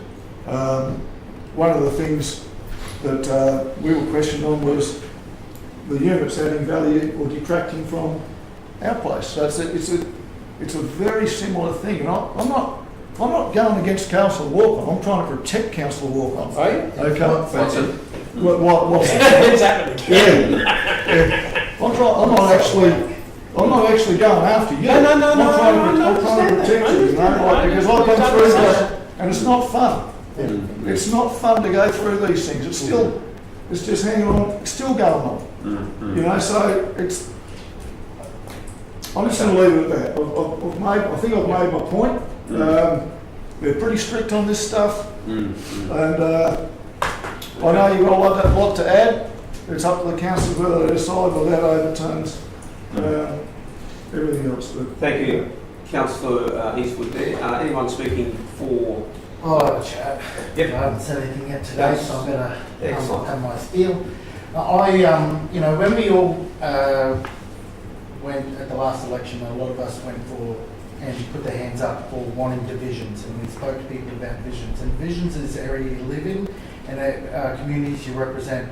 For example, I live in Hidden Valley, and a lot of things are going to be happening in Hidden Valley in the future, and I don't believe that any of that would have any effect on my, but the way that I get what's getting said at the table, it does. And I believe that Councillor Watson wants to do what's best for the island and his community and the people that he speaks to. I don't believe that his judgment has anything to do with his property. I think it's only got to do with what's best for his area. And like I said, we all wanted divisions, even though we've had meetings and that won't happen or can't happen or whatever the reasons, but that's what we wanted. And we wanted division because we wanted to represent that community. And if we start on this conflict of interest because you live near something, when it's got nothing to Mr affect. Mayor, point of order. Oh, yeah. We're not actually starting on this. This is actually. Yeah, I understand. And What the I'm OIA just- have said. My opinion is that if it has no effect on his property, like there's no water, there's no, like, my opinion is that Councillor Watson. Point of order is again, going Mr to be Mayor. doing- I don't think we can say Yes. that it has no effect or whether it's Okay. going to add or detract. If we limit our- We can't say that. Just temper our, I guess, our Word it a little different. I just believe that, I just leave that I'm Okay. for this. Okay, very good. Anyone further speaking against? Anyone further speaking for? No, we'll put that to the vote. Thank you, councillors, for your contribution. I'm encouraged that you're bringing it to the table because it's coming from a good place in terms of wanting to protect the integrity of this council. That's what it's about, each and every councillor. So we'll put that to the vote. Those in favour of Councillor Watson remaining in the room? Those against?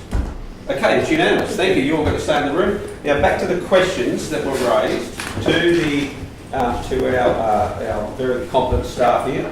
Thank you for your patience. In terms of heights, views, scope of change, can you give us some insights into what that can look like? Through the chair. So I guess that's why we're needing to do the detailed design process to really understand a lot of that. At the moment, it's just a concept, which is really just to understand what it could look like, what are, I guess, the key spaces in it. The only thing with height we'd have to be careful of is that the airstrip is still there in some way, shape or form. So there will be a height restriction overlay in some capacity that we would have to work through. The other part is the height is triggered a lot by the vegetation on those dunes, which are higher than the location here. So when we actually look at the cost to lift that, noting what I think mentioned earlier about how much money we have for the project, may be a decision that it's prohibitive to actually go with that. May mean sacrificing some other elements of the project to do that, but it's one that we can look at as part of the detailed design. How high, is it 1 metre, 2, 3? What it would actually be to get some of those viewing opportunities.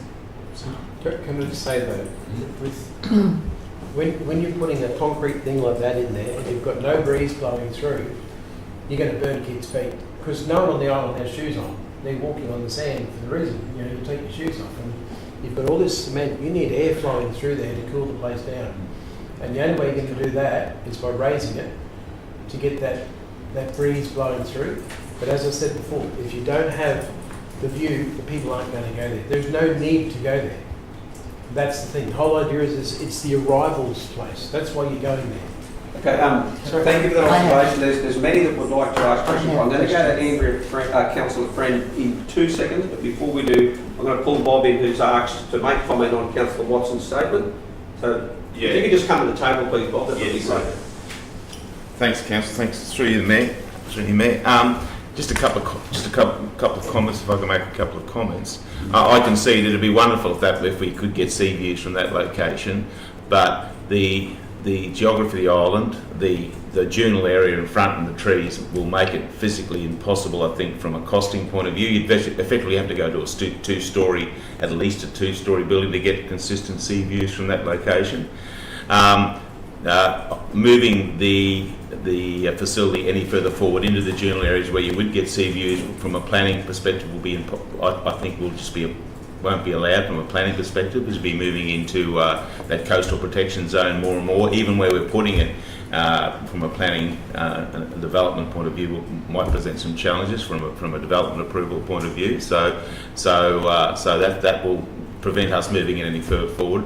Remembering some of the functions of that, one of the main functions of this area is to provide new amenities, and I don't think a sea view is necessarily that important to a toilet block, a shower block, and in terms of comfort, it is all shaded. We're maintaining a lot of the remnant vegetation, the original vegetation, so we maintain that shade. Will all be landscaped, and so the issue of comfort, I think, and the fact that it's constructed as a big breezeway effectively. But I fully concede that if through the detailed design process, every foot we can lift the thing will increase the level of comfort and amenity visitors. Just go by those photos, and there's pathways that aren't shaded, that's all, and that's why. Oh, okay, yeah, right. Yeah, I'm going by what you've got there. My understanding is material, and Jacob can correct, the material has been specifically selected that doesn't do that. We all know that in the middle We of don't want summer. Blackfoot Park. No, exactly. In the middle of summer, there's probably no material that isn't going to be. But the long term is that area natural vegetation will shade nearly all those pathways in the longer term. So it becomes a cost and a planning reality sort of issue. So. Okay, thank you, Bob, for those comments. We'll now go to Councillor Friend. Thank you, Mr Mayor. I have a couple of questions. Thank you, Arvin. Thank you, Jacob. Jacob presented this slideshow to Accessibility Capricornia in this last week. And we discussed the changing places and also that the fact that there will be a hoist there for those with all abilities that may need to change. We also discussed how those in wheelchairs could actually access this particular arrival centre. And I believe we discussed that not in the scope of funding, but some sort of a vehicle that picks up those with disabilities from the boat and drives them up the vehicular access. But that's not in the scope, I understand. However, would that, as project managers, would you then look at how we may be able to gain funding for that type of vehicle? Yes, we can consider. Currently, accessibility is like we are providing all accessibility for the structure only. Yes. Isolation, but yes, to access to the structure. Yes. Yes, that's we can consider, and noting that we can consider in future. Yes. And as a part of detailed design, we can make provision that we can integrate this accessibility with the detailed design. Lovely. My second question, thank you, Mr Mayor, through you, is on page 285 of the report. It talks about the 145 total responses that were received in the consultation. It talks about some themes that were observed across all responses. It talks about cost, CapEx and OPEX, talks about the cost of the project. Some people didn't understand who was funding it, and the ongoing cost to ratepayers, including maintenance. Then goes on, and I'm leading into a question, so please bear with me. Thank you for your patience. A racial inclusivity, the perception of exclusive use for Wapabara only, and there was a suggestion to remove all cultural reference. Under that particular one, I'd like to ask, have we consulted with Wapabara on these designs, and what was the thought and the outcome? Yeah, so Mr Mayor, so yes, Wapabara were engaged by both council and the architects who did the concept design for it, and then in parallel we have the wayfinding project where we are engaging with Wapabara as well. So they're very engaged throughout all projects on Great Keppel. The key thing, so you will notice in the roof ceiling design, for example, takes a lot of narrative from the rock formations that are on the island. So they were involved, in sort of determining if that was an appropriate theme to use, reflective of the project or something that has that cultural significance. Certainly. And so a couple of little questions throughout my rhetoric here. First and foremost, Wapabara. Sorry, I've lost my train of thought. I'll go back to that. The jetty, feedback on why a jetty was not in the immediate priority and focus on the delivering a jetty to the island. We know that there was a finite bucket of money. I'm just going to say $30 million, is that correct? 26? 25. $25 million that the state has earmarked for this. And we also know that the sewage treatment plant was an absolute priority due to the fact that the current one is failing, and if we don't build that sewage treatment plant, then there won't be any tourism on the island whatsoever. So I suppose my next thought is I see a lot of misinformation that may be out there in the public in relation to all of this, and the perception that council is changing the name to WAPA, which is certainly not in our purview whatsoever, and that's up to the state government. So my actual question to all of these things is, have you gotten back to those people that have submitted to squash any misinformation in relation to what they were believing? Yep, so through the chair, that's sort of part of, was one of the last things on the slide pack that we had here. So moving forward, so from today, the next steps are to update the Get Involved page. We already started with some FAQs on there around the name change and other things that are, I guess, directly outside of the relevance for the project itself. And there's a couple of other things that the engagement team are going to do. So there's an email that will go to all people who submitted feedback both publicly and privately as part of that process, as well as then sending an email to let them know about activities for next year. So we're doing the detailed design process and then future stakeholder engagement. Okay, thank you. Thanks. Thanks, Councillor Friend. Question, Councillor Roderick. Oh, it looks like Arvin, if you want to make a comment. No, just to Mr. Mayor, Councillor. For jetties, another area which is not part of this scope of work. So there is a separate project control group with the Department of Tourism and the other funding partners. So we have passed those information to the relevant project manager. Lovely. So what's being received, that's being done. So it's whole matrix we have done based on 145 responses. So each responses, what is under the scope, what related with the other department, what we have addressed to the design. Yeah. So that's we are including this in the stakeholder updates. Thank you, gentlemen. Thank you, Arvin. Councillor Roderick, you had one last question? Yeah, through the Mayor. Councillor Friends asked a couple of the questions that I was going to, but the couple of things that I want to just ask is the Gateway Precinct Arrivals Plaza. There's talk about changing the island name to Opera and all that, and again, it's not out of council, but have you thought of actually putting that in this? Because when people arrive and it's Arrival Plaza, and it's a, showers and all that, a lot of people are going to be sitting around like people when they're going to change that. And I want to somehow hope that you got in there that a lot of history, a lot of culture, is that you've said there's office space and all that. And have you looked into actually talking to the local people, which I'm sure you have, about their involvement and what they want in here and what people can read about their culture and the history of the island, and actually, their name can be actually in this arrival centre. So it's and that's really that. It's probably a question just asking, have you looked at that and actually, what's the plan to move forward with that section?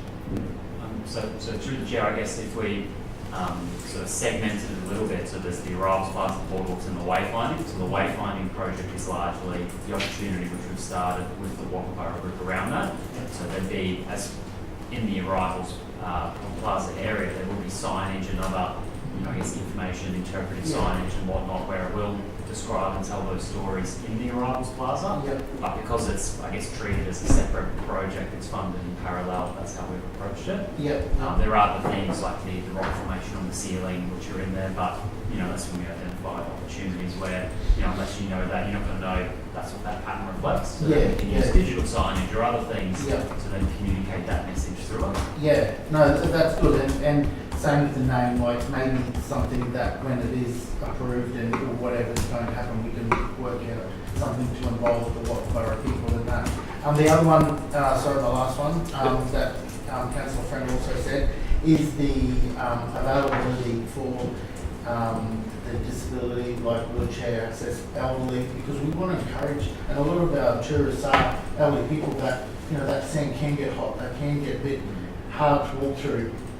That if we can actually add a vehicle that can get those people from the boat to that area, and like a relaxing where they can obviously do that. So that's probably something that I'd probably encourage that we look into, is having that sort of mobile vehicle to do that. Thank you, Councillor Roderick. Might just throw back to Bob, if we can.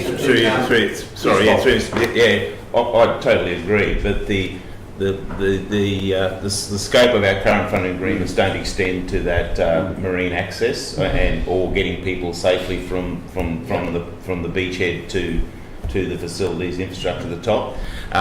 In response to that, the Department of Tourism have commissioned MSQ to do a study on the feasibility of 3 marine access solutions: a mini harbour to the south, a mini harbour to the north near the Spit, or a jetty, or the jetty, the old jetty solution in the middle. We hope and we're expecting that work will be released in the first quarter next year, and I think from there, that will test whether any of those solutions are in fact viable or feasible, and depending on the outcome of that, I think then thinking has to move beyond those to perhaps a more mechanised solution for moving people from people movement around the island, and for getting people, particularly the more infirm people and or disabled people, from the beach to facilities beyond the beachhead. Because I agree, it's anyone that's spent a lot of time on the island, which some of us have, seeing some of the people try to, the older people and young people with young kids trying to get from the boat to the top, the other parts of the beaches, it's terrible. Yes. Thank you, Bob. And we might go to Councillor Reeswood then. We might ask for. Have we got a move in the secondaries yet? We've got a move. We've got a mover in Councillor Walker on the seconder and Councillor Friend.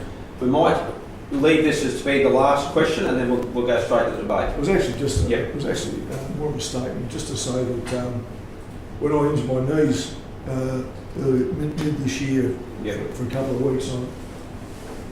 They were, the Hideaway were particularly good. They picked me up, took me, because I couldn't walk on the sand. So there are, and in relation to, I think that's something that need to be brought up with the ferries, whether they could have some sort of transport. It's certainly not cancelled. Excellent. We've got to move that. Councillor Watson. This last stayed very quiet. Very quiet. I stayed very quiet. And you did need to stay in the room, so you better contribute something. Yes, and that could it be said in the debate? Yeah, no, I'll just quickly say something, because it's a statement, not a question. Right, excellent. To add to what you're saying, Councillor Eastwood, not Quine, I had spoken to a couple of the boat, the skippers and stuff like that, and they do say that it is going to be incredibly difficult in the future getting people on and off the boats if they're going to start adding hoists and things like that. There's just no room on these boats to do that sort of thing. And so it's all great to have all these facilities on the island to move people around, but how do you get them on the island in the first place? Thank you, Councillor Watson. Thank you. Okay, Councillor Friend, would you like to speak to the motion? Thank you, gentlemen. Mr. Mayor, I don't think there's a lot more to be said as we're just receiving this report today. It is the concept design. It's not drilled into the actual main designs, which will come back, I believe, in April of next year. I also, in picking up what Councillor Eastwood, Councillor Watson have stated, Arvin has just confirmed earlier that any suggestion about perhaps a vehicle or any type of transport for the all abilities people to get onto the island has been passed on to the Department of Tourism. So that's correct, isn't it? And so look, we're receiving this. I think that it's great that the project managers have gotten back to those that have submitted in the consultation and the survey, just to let them know and just to stop any misinformation that might be out there in relation to this.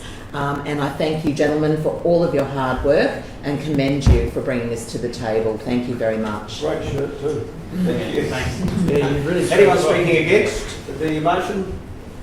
Any further speakers for?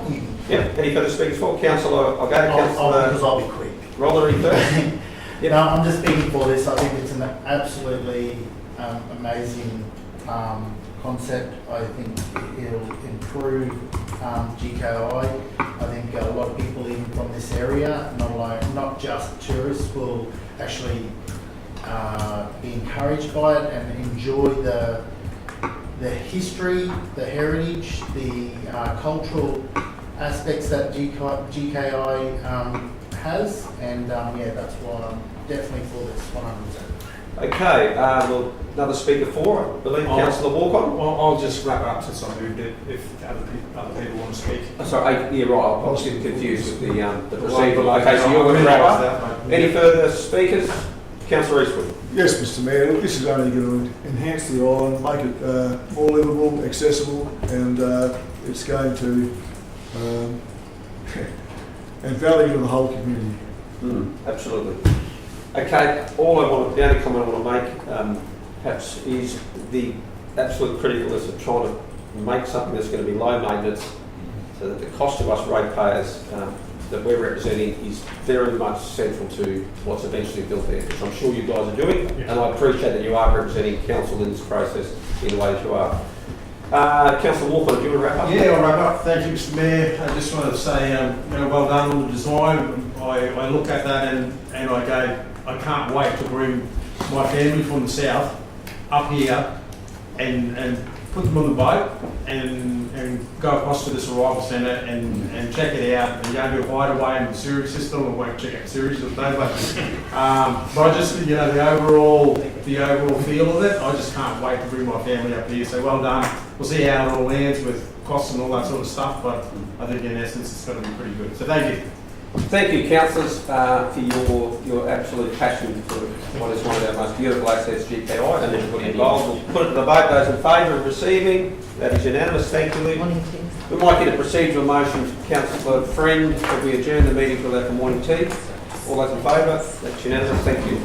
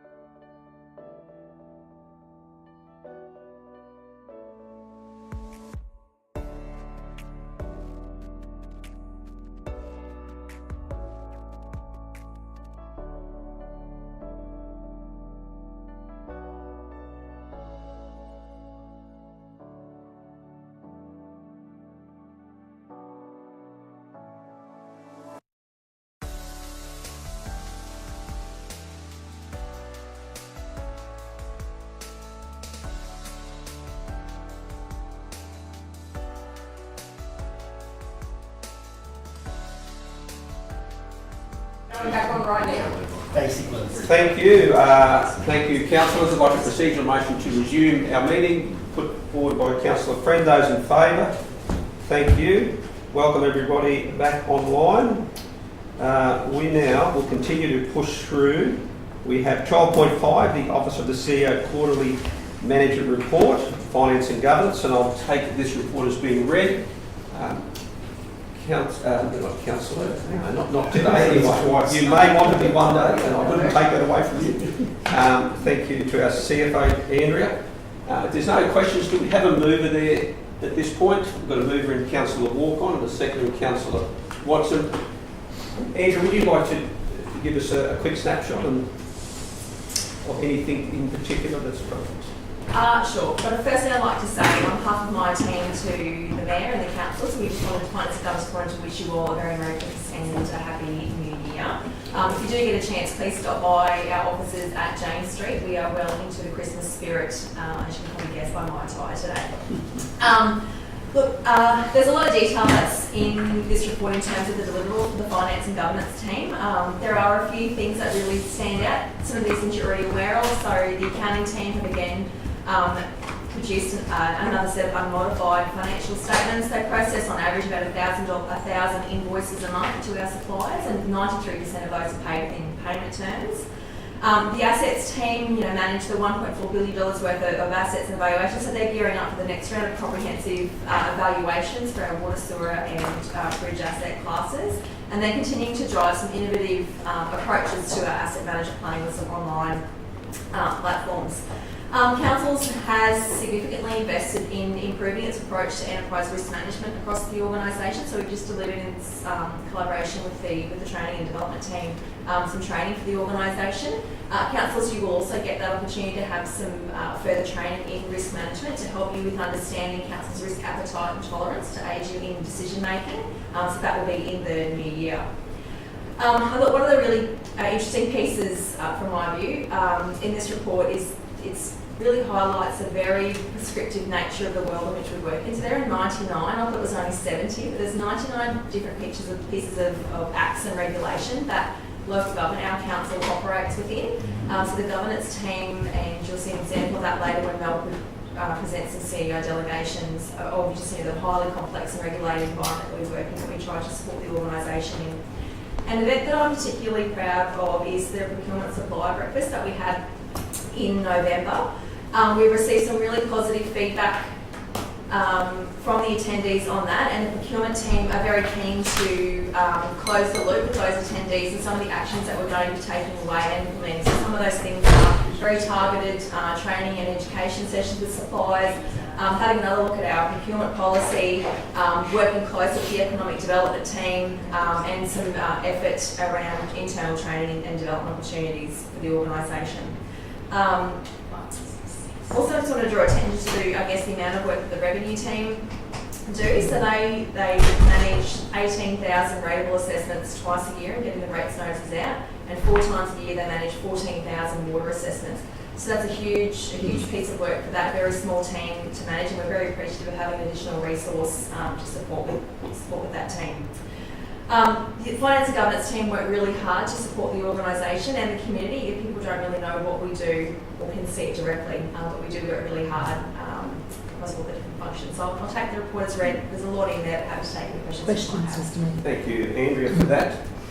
Councillor Through you, Mr. Mayor, I have 2 questions today in relation to this report, as I'm trying to be brief. Page 291, Andrea. It's the enterprise risk management little taskbar there. I'm particularly just interested in the one extreme risk and to know what this risk is. This particular risk, it is in relation to our asset management software. So there is a piece of work that's underway at present to uplift it from our current on-prem version 2.0 to in the cloud. So it's been unsupported quite a long time. This particular piece of software was meant to be replaced through a previous ICT transformation project. So we've had to, I hate the word pivot, and reassess what we're doing in that space. So it is an extreme risk, but we are taking immediate action to resolve that. Well, actually, I'll add a quick question to my list here. Andrea, in talking about that this particular risk, and it's the asset management software, is it covered for cyber security, for any type of hacking? Is there anything, even say, for example, hypothetically, that particular program was hacked by an external source? Would there be any great damage done to council? That's probably not the risk or issue associated with the software as it currently. So it's currently on premises. So all of our cybersecurity around our existing servers would be in place. This one is more about because it is so it's old. That our technology around the servers are struggling to make a change today. It actually stops that particular server from working. We're probably doing a very bad job, and the IT guys will be cringing at how I'm explaining it. But it really does need to be replaced quite quickly, and we are taking immediate action to do that. So the risk isn't really around cyber security for that piece of software, it's its ongoing viability. Understand, and you explained it quite well in my book. So my last question is, under page 293 of the report, it talks about external grant applications, and there are a number of successful grants. There are those that are still pending that we've put in for, and those that are unsuccessful through the Australian Government Department of Climate Change, Energy, Environment and Water, also Department of Housing, Local Government and Planning and Public Works, and Department of Environment, Science and Innovation.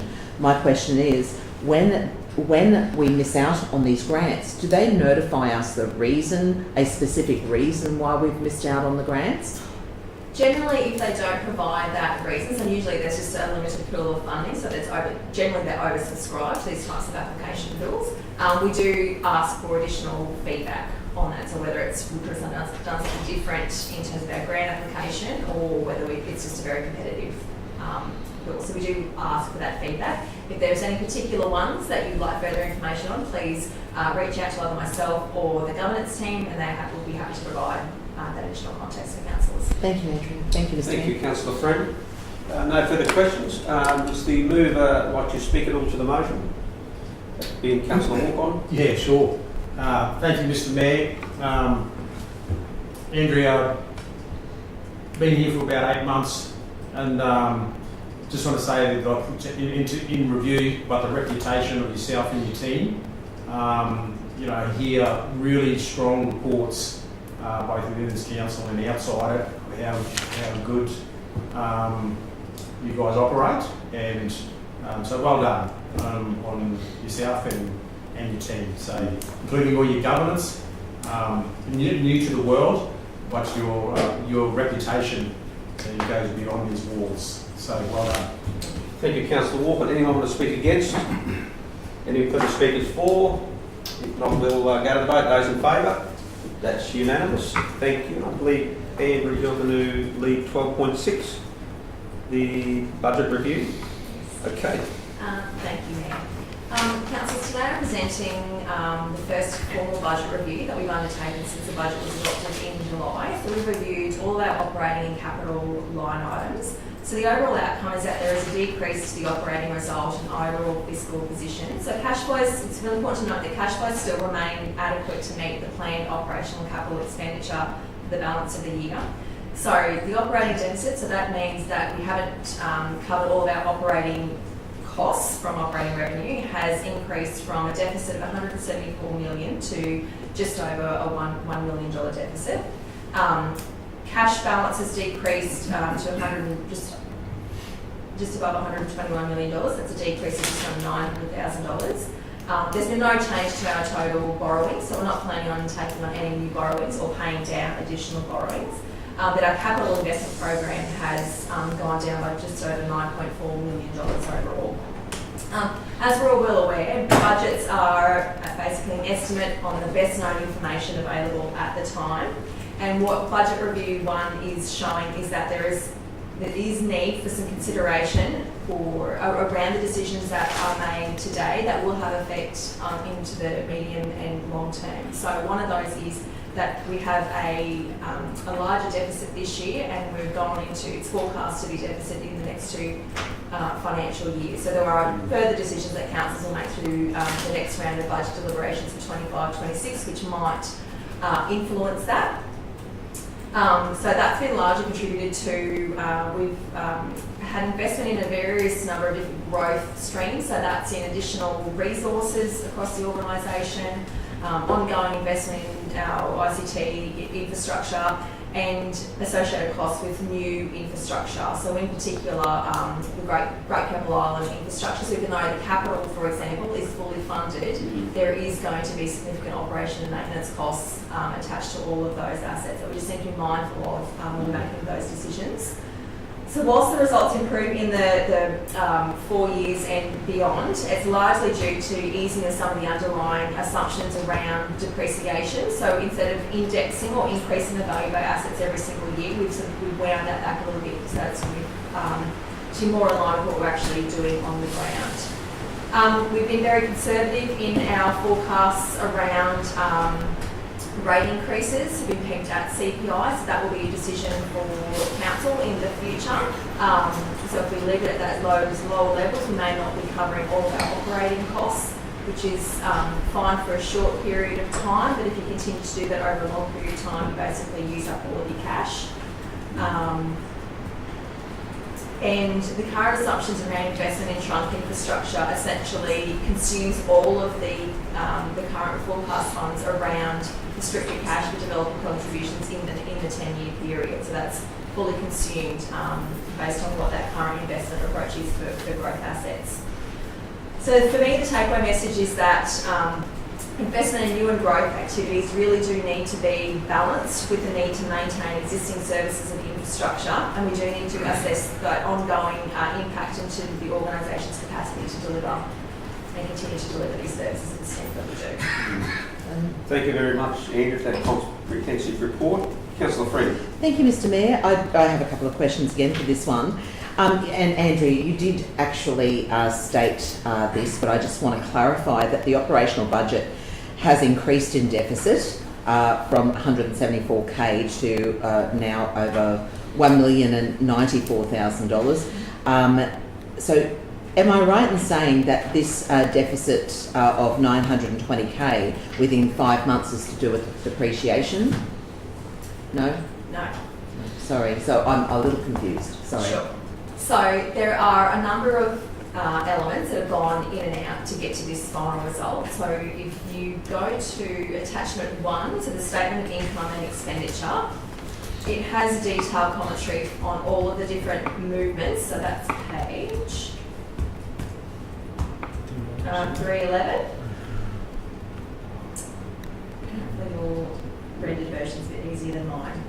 So we have had some, there's been an increase in the budget around fees and charges. So that's seeing an uptick in the development and building activities. So there's an increase in budget of $175,000 new revenue there.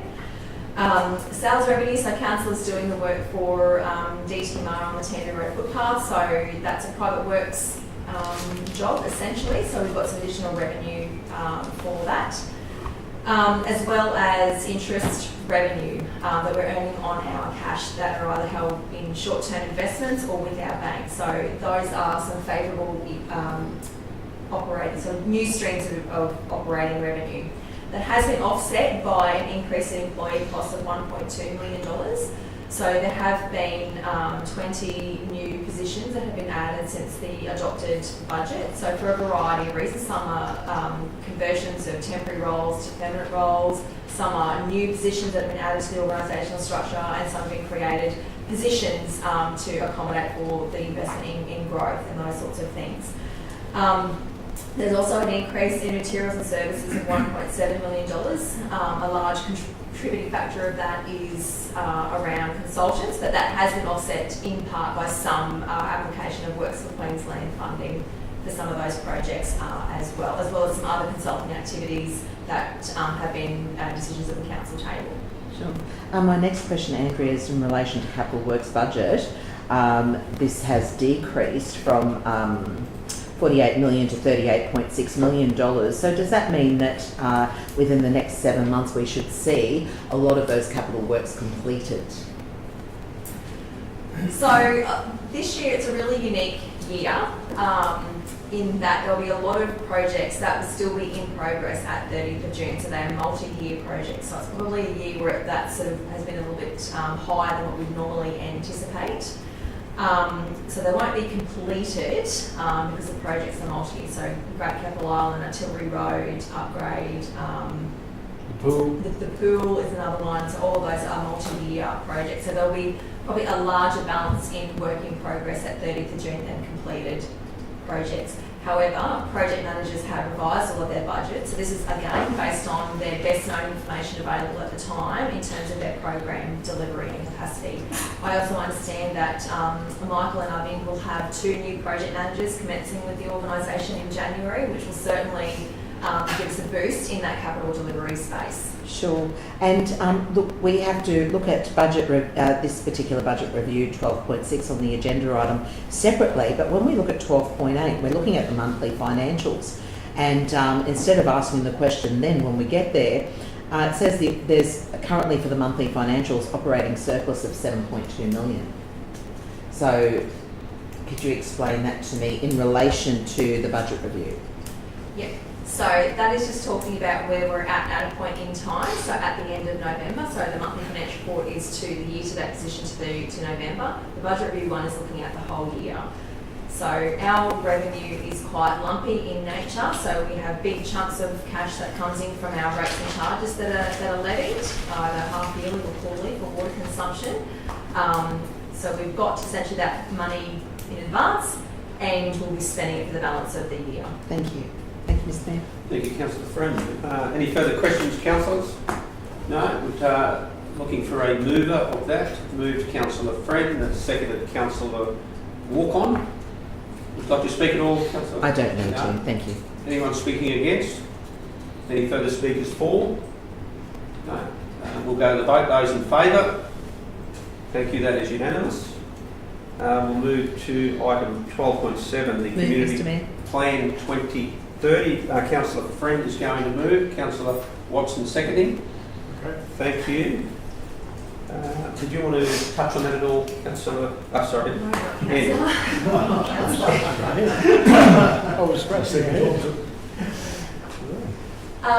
So council will be aware that a corporate plan is a legislative requirement under the Local Government Act, and the regulation actually prescribes that it sets the strategic direction for council over a minimum of 5-year period. So council adopted a 30-year Livingstone Community Plan towards 2050 in November 2019. A community plan is not a legislative obligation in Queensland, but following that, council then adopted the subsequent corporate plan 2030, which was double the duration of what was required. However, it was always intended to be reviewed within 6 months of an election cycle to maintain alignment with the aspirations of each term of council. So we've had strong feedback from a number of different mechanisms that the current planning framework wasn't driving council forward, that it had unnecessary layers. It was unclear how the current plan was being referred, current plans were being referred to in decision making. As a result, through feedback from employee engagement surveys, some teams have let us know that they couldn't see how they were contributing to the strategic direction of council. So through workshopping with councillors, they've reframed the vision statement from working together for a thriving Livingstone to inspiring communities and advancing opportunities to better reflect the challenges and opportunities of balancing growth whilst retaining local character. The current or the proposed Community Plan 2030 is structured around 4 key themes and describes the outcomes that council wants to accomplish over the next 5 years. So through a variety of workshops with councillors, themes have been amended to be more reflective of the operating environment that will drive the organisation forward. We also took on board some improvements that were made to ensure that the performance indicators were measurable, or we could work towards establishing some performance measurement systems and set out a baseline, interim target, and how we're going to measure success in 5 years. The other elements included in the respective theme areas are references to the existing strategies that support the outcomes, the services or functional teams that predominantly support the outcomes, and those particular catalyst projects that will create and deliver long-lasting change for the betterment of the community. So whilst it might appear to be a complete rewrite on the surface, every effort has been maintained to retain the wording or intent from the extensive community consultation engagement activities that were undertaken about 6 years ago in drafting the previous community plan.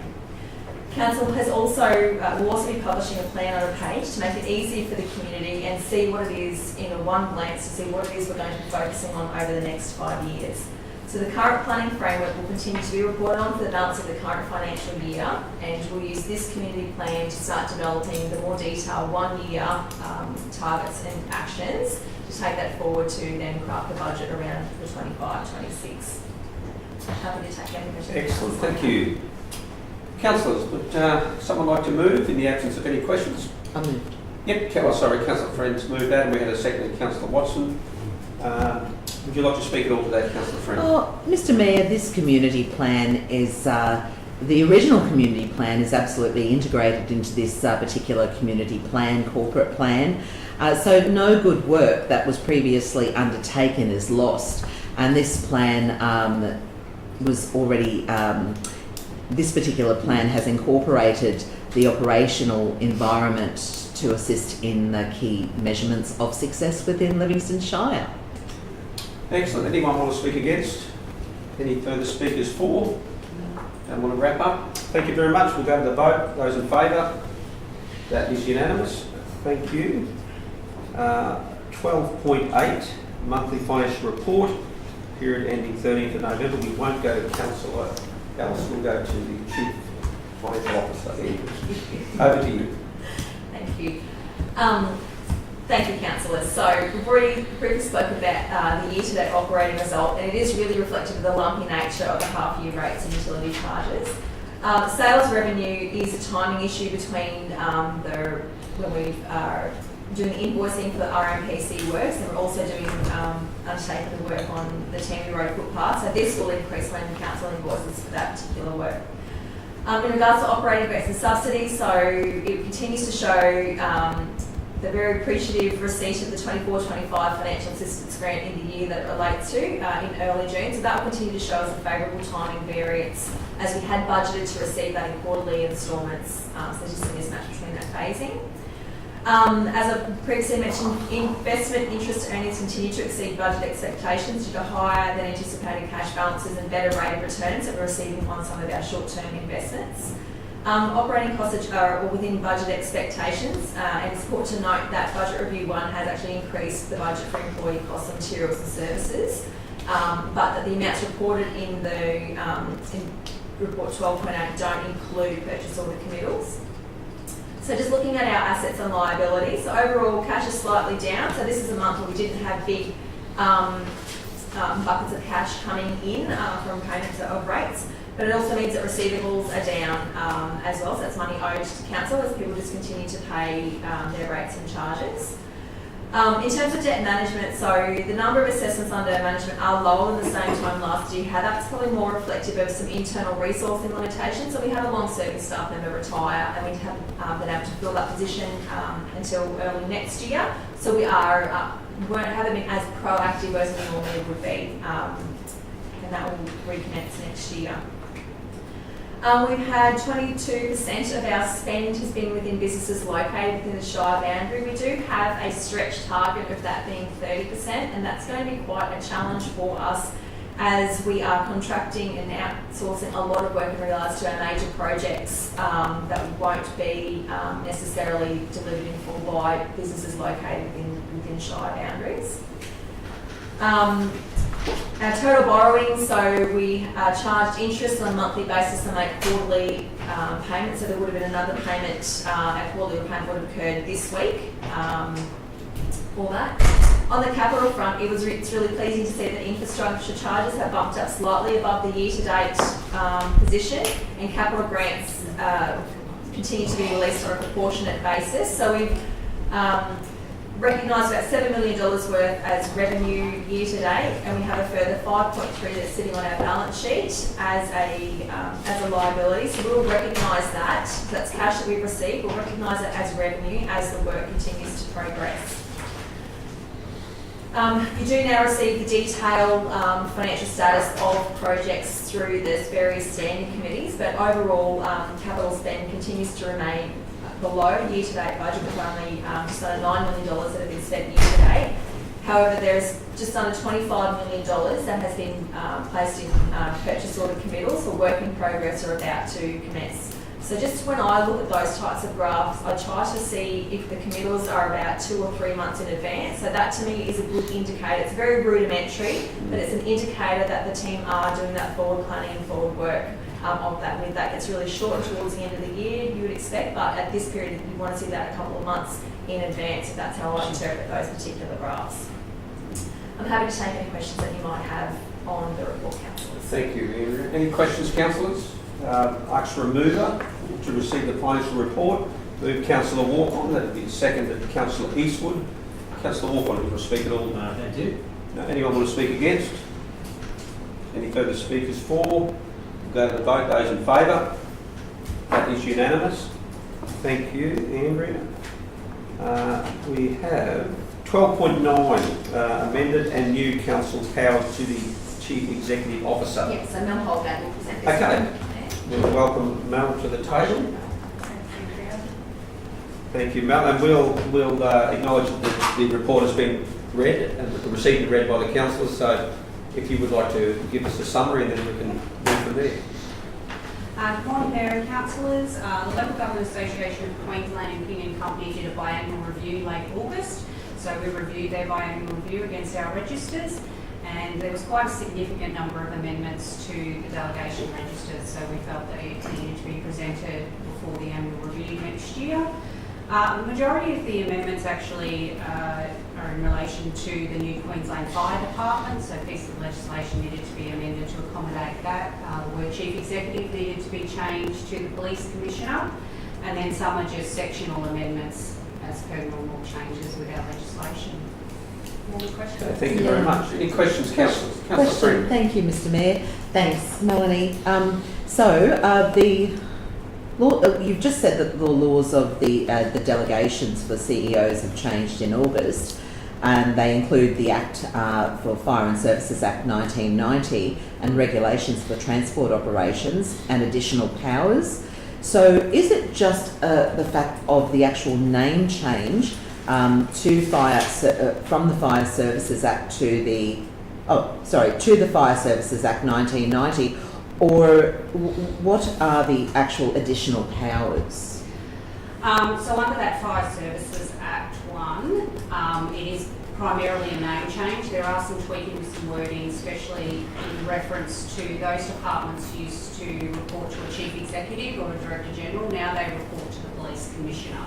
Okay. So that needed to be changed there. Sure. Yeah. Thank you. First ask question, in relation to that, does that mean with the government changing that they could change again and we could be going back and doing it all over again in the next 6 months?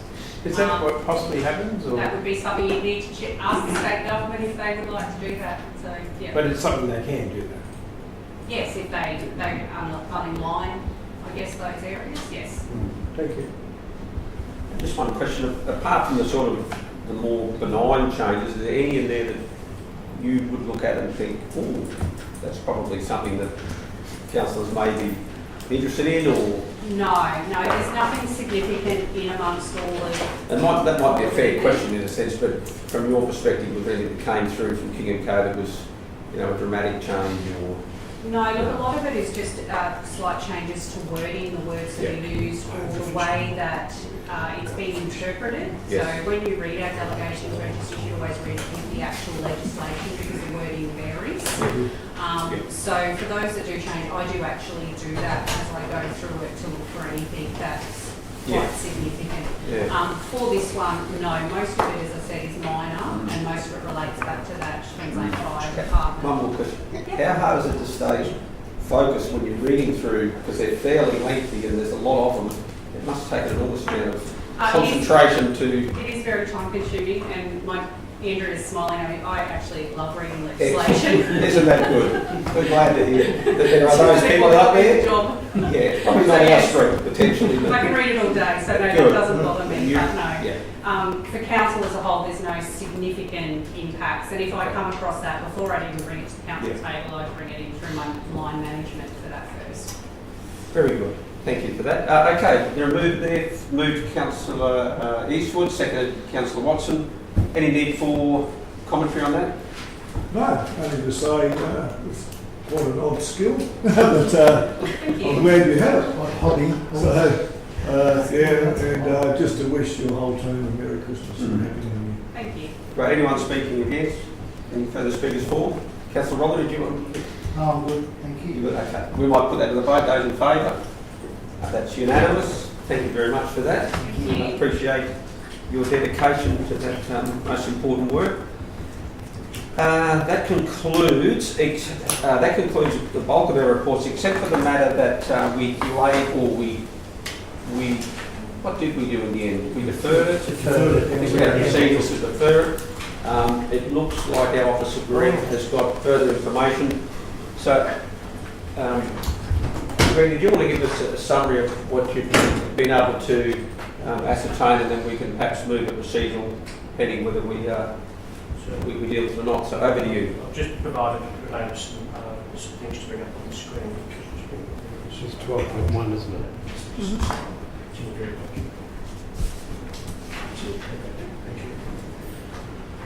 Following on from this morning's meeting, and after we deferred this matter to later in the meeting to now, I did have a conversation with the developer in relation to potentially reducing some of the lot sizes along the rail trail. The developer has basically said no. It creates some issues in the sense that we then started to go below the minimum lot sizes agreed in the planning scheme. Further, it does change the parameters of other aspects of the permit or proposed permit. So to that end, I then went and had a look at the vegetation along the rail trail.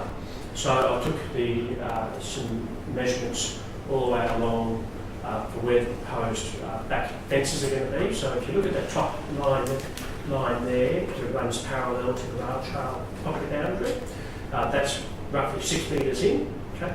So if you look at this plan here, you can see from the edge of the rail trail to the back fence, there's close to 20 metres of vegetation. 18 metres in some parts, 17 in other parts, 19 in other parts, and 20 in other parts. So there's a very, so there's quite a distance. So it's not actually that those back fences will be up against the actual rail trail, there'll be some distance off. So to put that into perspective, where I'm sitting here now to the end of the room is probably about 10 metres. So it'll be close to double that distance. So just go and scroll. Length of the cricket pitch. So Length of the cricket pitch. yes, that's correct. Yes. So as the rail trail progresses, you can see this vegetation continues all the way along. We'll just scroll down a little bit further. And there's actually a point in the rail trail where the width of the rail trail, the corridor that is roughly 20 metres wide. And the corridor actually flares out or tapers out, and that's where there's a bridge structure, or not bridge structure, sorry, a culvert or a pipe there to allow the creek. So as part of the construction of that, when they did the embankment, they needed to make the boundaries wider. And in that particular area, it actually that distance actually increases. We'll just continue down a little bit further. So and again, you can see there's some significant vegetation between the actual physical rail trail and the boundaries. I might just get you to bring up the subdivision layout plan. So another word. That's here's the yeah. I'll just stand up and show you here. It might be easier. So this is obviously the length of the rail trail that we've been talking about, and this is that truncation that I was just talking about before. The rail trail, the actual trail that is, maintains a fairly even distance through the middle here, and as this truncates out, it actually provides a greater distance for these particular lots here in terms of. Can I just ask a question? While you're there, Senator? Yeah, sure. Can I just quickly? You can ask the question. We'll shoot to Councillor Roderick. I noticed in the plan up there's no footpaths, and there's no park facilities, and we just passed Mildura Rise, and we pushed the developer to put in park facilities, which we haven't done in the past, and there's nothing there. So, is there any reason why they're not there? Yeah. So, in terms of developments of this size, it wouldn't meet the designation for a district or a regional park. Where we start putting small pocket parks in, we actually increase the maintenance of council and on those. So if we can steer away from those and use towards larger facilities as destinations, that's the idea around that. What about the footpaths? There are no markings for footpaths anywhere in that. So as part of the CMDG, we have footpaths that are conditioned as part of those. In fact, I can just show you. Can you bring up? Because this is what I'm getting is we're going back and retrofitting areas and get it done while it's being developed. CMDG. .com here. Yeah. Through the Mayor, Guidelines. Greg, what's CMDG? Design construction specifications. Construction maintenance. Design. What's the NDG? It's Capricorn Municipal Design Standards. So Capricorn. it's our development engineering standards, it's our planning standards. Keep going. I think I noticed there's no pathway attaching to the rail trail, which I would have thought was been Mandatory. I think that's Sorry, Councillor. There's an easement up the So CMDG was my question, but Michael's just let us know that it stands for Capricorn Municipal Development Guidelines. Development Guidelines. Yes, that's correct. So we're just bringing it up and I'll show you the standards for various roads requiring a footpath. Greg, is that a We'll go back to it. So if you look in here, we talk about footpath widths. So we actually have, these are access streets in here, okay? So they're required to have 1 by 1.5 metre footpath up one side of the road. So part of the development conditioning, it's a requirement to follow all the standards in the CMDG. So why aren't they on the plans? That's Just for ease of reference generally, because otherwise the plans get too cluttered. So I guess importantly, picking up on Councillor Watson's observation, will footpaths be reflected in the... That's correct, yes, they will be. Yes. Right, yeah. Is there any reason why they're only is there any reason they're only 1.5 metres and not 2.5 like all the other paths that we construct? Well, these are a local street, and generally a person needs about 600 mil to 700 mil in order to get down one side footpath. So 1.5 allows for 2 people to go in either direction. Thank you. Thank you. Yeah, Councillor Eastwood. Going back to the plan, the Little green thing? little green, that's an easement of some sort through there. Is that going to allow people to gain access to the rail trail? Yes, that's correct. Yes, Yeah. that will be an access point onto the rail trail. And how about all the properties up here? Do they have an access, or can they have an access? The access they would probably have would be through that particular little arm that you spoke about. They Through the will same also line. have footpaths on their streets, so they can walk down to there. Oh, I'm certainly happy to take that on notice as part of the operational works phase to see if we can.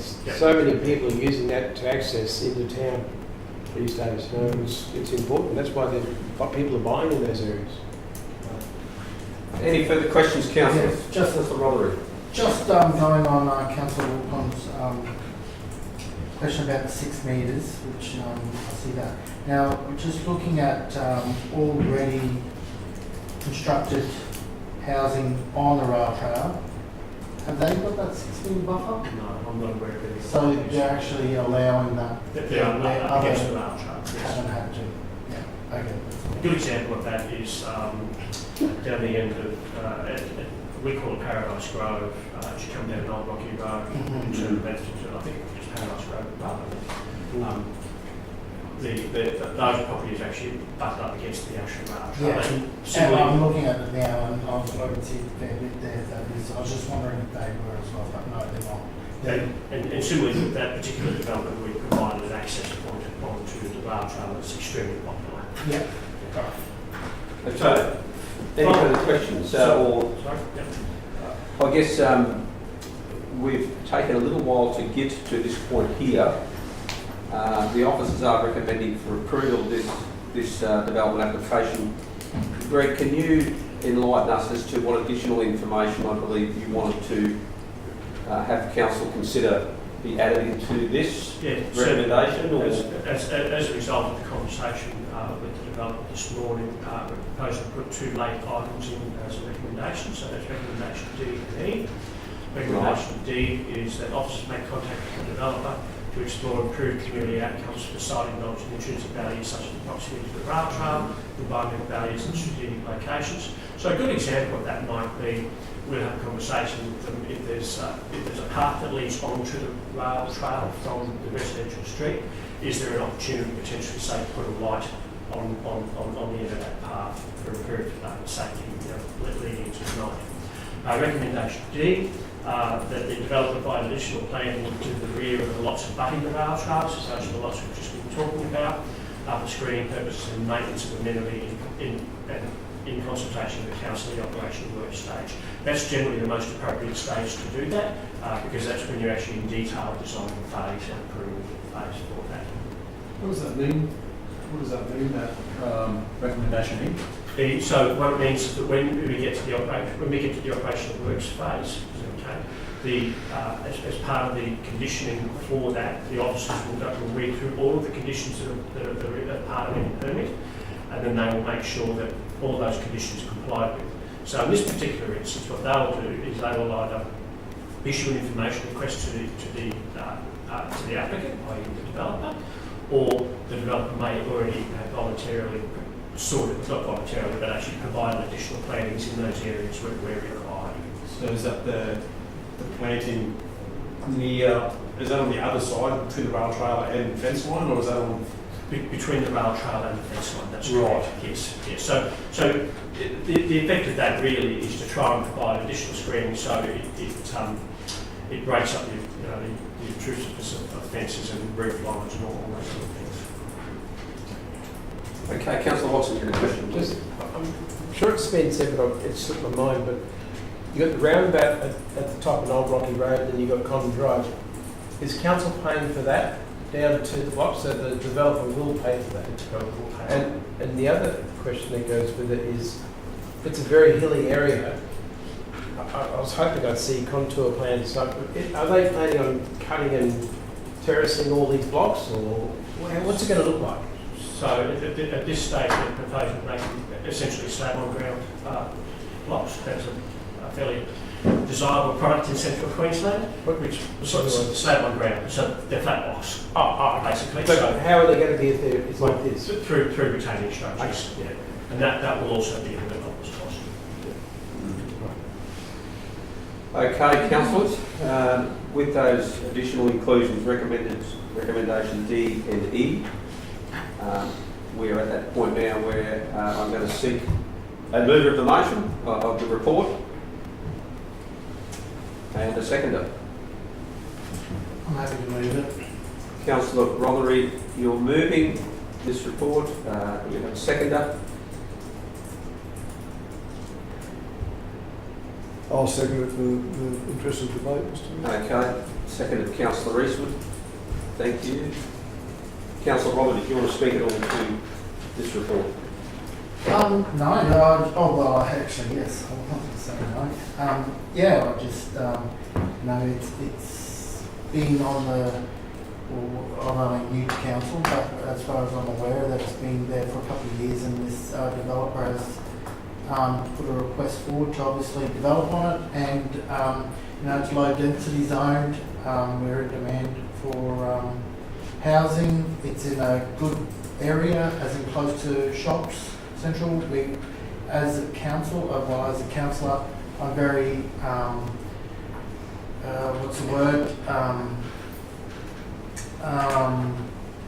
making sure that the rail trail is at the top of interest, as making sure it is,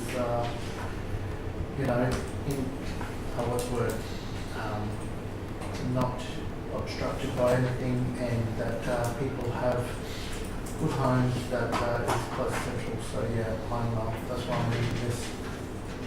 Okay, thank you, Councillor Rollery. Anyone speaking against the resolution?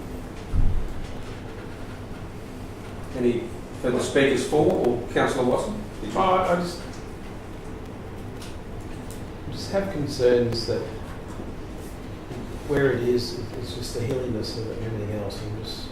I'm just thinking unless, I expect they're going to clear every tree and it's just going to be this bald thing sitting there. And I'm just worried it's going to lose its look that it has. And I just sometimes think things like this need to be left alone. That's all. Thank you, Councillor Watson. Anyone speaking for? Anyone further speaking against? No. Oh, Mr. Mayor, reluctantly, I will speak for this, Mr. Mayor. I think many of us would like that block of land left alone. I guess for me the comment is that the officers have recommended it, and there's no real reason for refusal.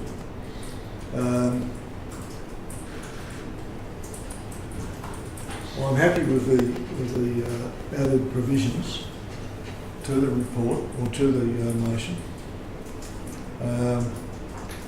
I intend to vote for it. I believe that there's no satisfactory reason to vote against it apart from retaining that land, and I would think that much of that bushland will still be left. The land outside the actual footprint is going to remain bushland, and I'm going to have to support the motion, even though it does pain me to lose such a significant amount of green space close to the CBD. Thank you, Councillor Eastwood. The mover, Councillor Rotherham, seconder, Councillor Eastwood. Anyone further want to speak to the motion for or against? I'm going to speak in favour of the motion, although it is challenging on the grounds that we know that this location is much loved by much of our community. However, it is private land. It's the subject of a development application that has been through a very rigorous process, and our professional staff have applied their judgments to this based on planning methodology. And has the balance been provided there? Well, to the best of our abilities, with the inclusions of those other elements there, the buffers are very good.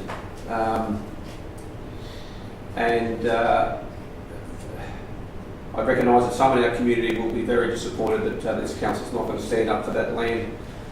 However, I see that the pathway from here, historically, when one votes against things that officers recommend, that can often end up in planning and environment courts, which can be very costly, and our position potentially, given the professional recommendation and the balance that has tried to be achieved here, would potentially leave our community exposed to further costs that may not be wisely spent. So on those grounds, I'm supporting the development, and especially with the inclusion of recommendation D and E, and I'm keen to explore what that can bring to further improve this area. So, anyone further speaking, or anyone want to close? Is Councillor Rotherham, do you want to? Councillor Walk-on? I just can't do it. I just can't. It's just a space. We've just got to do everything that we can to protect it. Despite the complications, that's officer's recommendation. Developers, I just can't do it. That's all I'd say. Thank you, Councillor Eastwood. Councillor Rotherham, do you want to? Oh, Councillor Walker. sorry. What did you say? Did I say Eastwood? Did I? My apologies. Councillor Rotherham, do you want to wrap up? No. Okay, we'll go to the vote. Those in favour? Those against? It's a 3-all that it falls with me. I'll be casting my vote to support the application, and the motion is passed. Thank you, councillors. Thank you, staff. That almost concludes the open section of our meeting, except for the urgent section there, I believe, if I'm reading right. There was a matter, councillors, that is not showing on our agenda, but I'm going to ask that we consider a matter that hopefully got some information to provide about the Bondula Rural Fire Brigade's request. Is that there for Renee to put on the screen?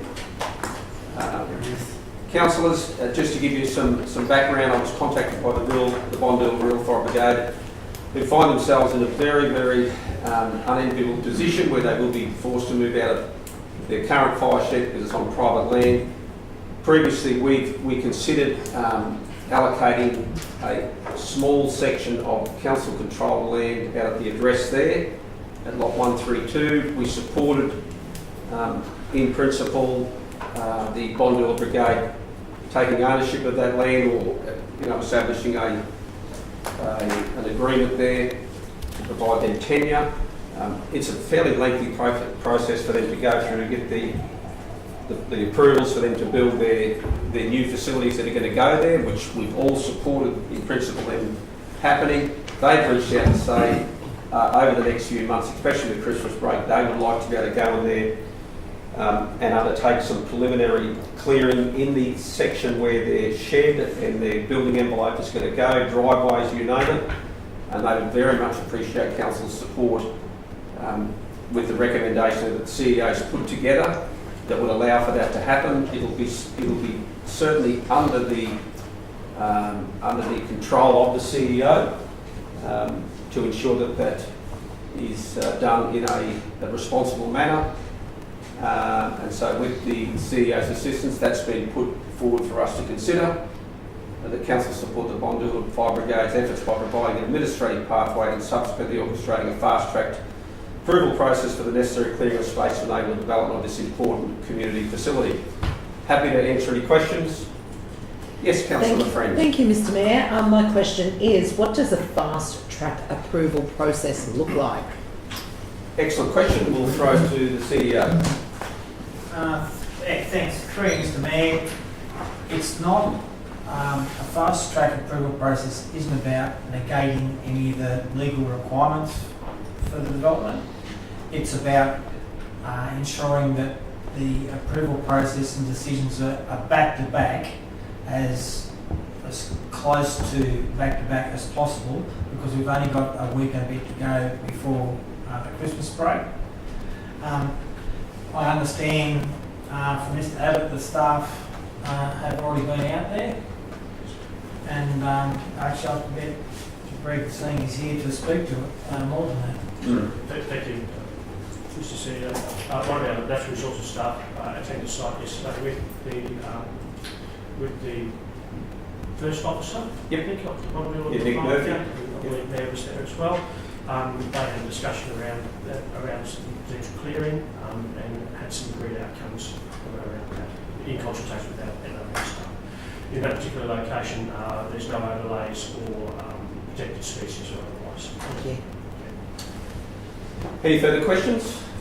If not, is there a mover there for this one? That's moved Councillor Friend, seconded Councillor Watson. Any need for debate? No. No, we'll go straight to the vote. Those in favour?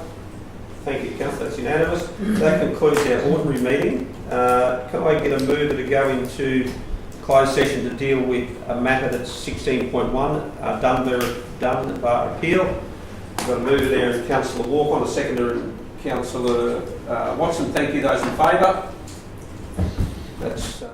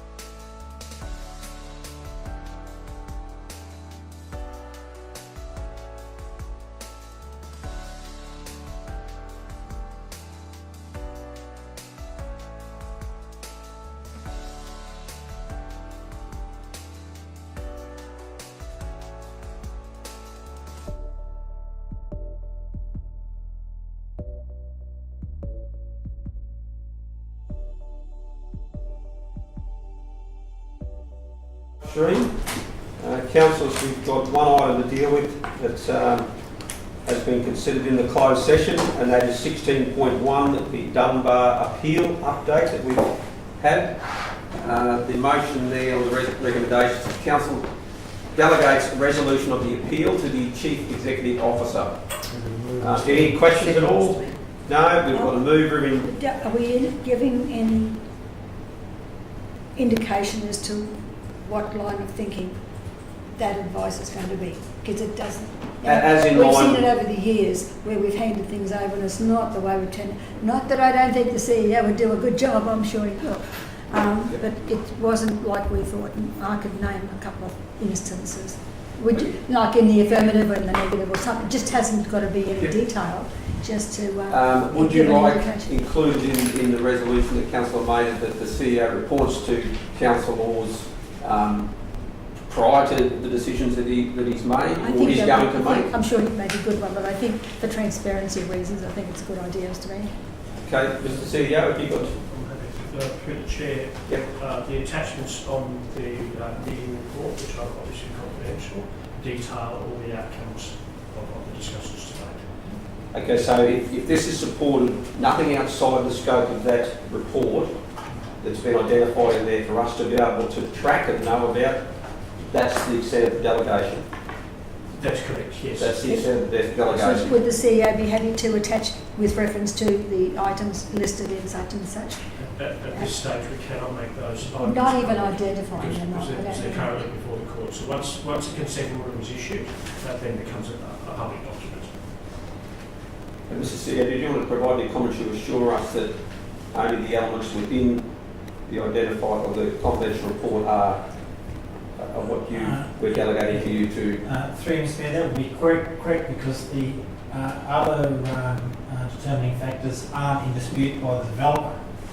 Developers are only honing in on those things which are in the report themselves, so they're very clear. Very and that's the extent of your delegation that we are potentially going to approve to you. Yeah. That's correct. Okay. So does that make any reference to anything like discussion? I mean, we're not identifying specifics at all. Well, as contained in the report, I mean, did you want to? Well, at this stage, the resolution is simply delegate the resolution of the appeal to the CEO. That still has a number of steps to go through. The next sitting of the courts isn't until the 20th of January, I believe. It would be proposed at that stage that both parties would come together and present the proposed consent orders to the courts. And then once the courts receive those, they can stamp it, and it can then be published. But only the items that were identified in the confidential report. Only the items, yes. Are we potentially going to delegate the CEO to? That's correct. So to resolve. That's all you need to say. Okay. That's all you need to say. So I've included in the meeting report some of those pictures which I showed you before. And then it's got number 5, and that is actually the notice of appeal, which sets out the appellant's queries, if I can put it that way. Then number 6 is the appeal-specific matters, and number 7 is the proposed mediated outcome. So that's specific to what we're talking about. Okay. So Councillor May? So move. Yep, you happy with that? Okay, move Councillor May. It was Councillor Eastwood Yeah, and it's all right. myself. Okay. It's okay. Sorry. It's all right. It's all Yeah, right. okay, Rhino, did you want to speak at all to that, Councillor Eastwood? Look, I won't say too much because it's becoming confidential, but I think we're moving along a good pathway and it's going to really have a good result in the end. So, Anyone speaking against? Any further speakers for? Just very briefly, Mr. Mayor, because it's just very briefly. I'm speaking for. That after 8 years, I'm pleased to see this progressing one way or another, because it's a strategic piece of land that's going to be crucial to our future and the future of the region. So it's good to see that we can make some headway on this matter. Absolutely. Okay, we'll put that to the vote. Those in favour? That is unanimous. Thank you, councillors. Thank you, Mr. CEO. Thank you to staff. I wish you all a very Merry Christmas on behalf of my fellow councillors. Hope you have a great and safe break with your families, and we look forward to catching up, dry and bushy tail in the new year. So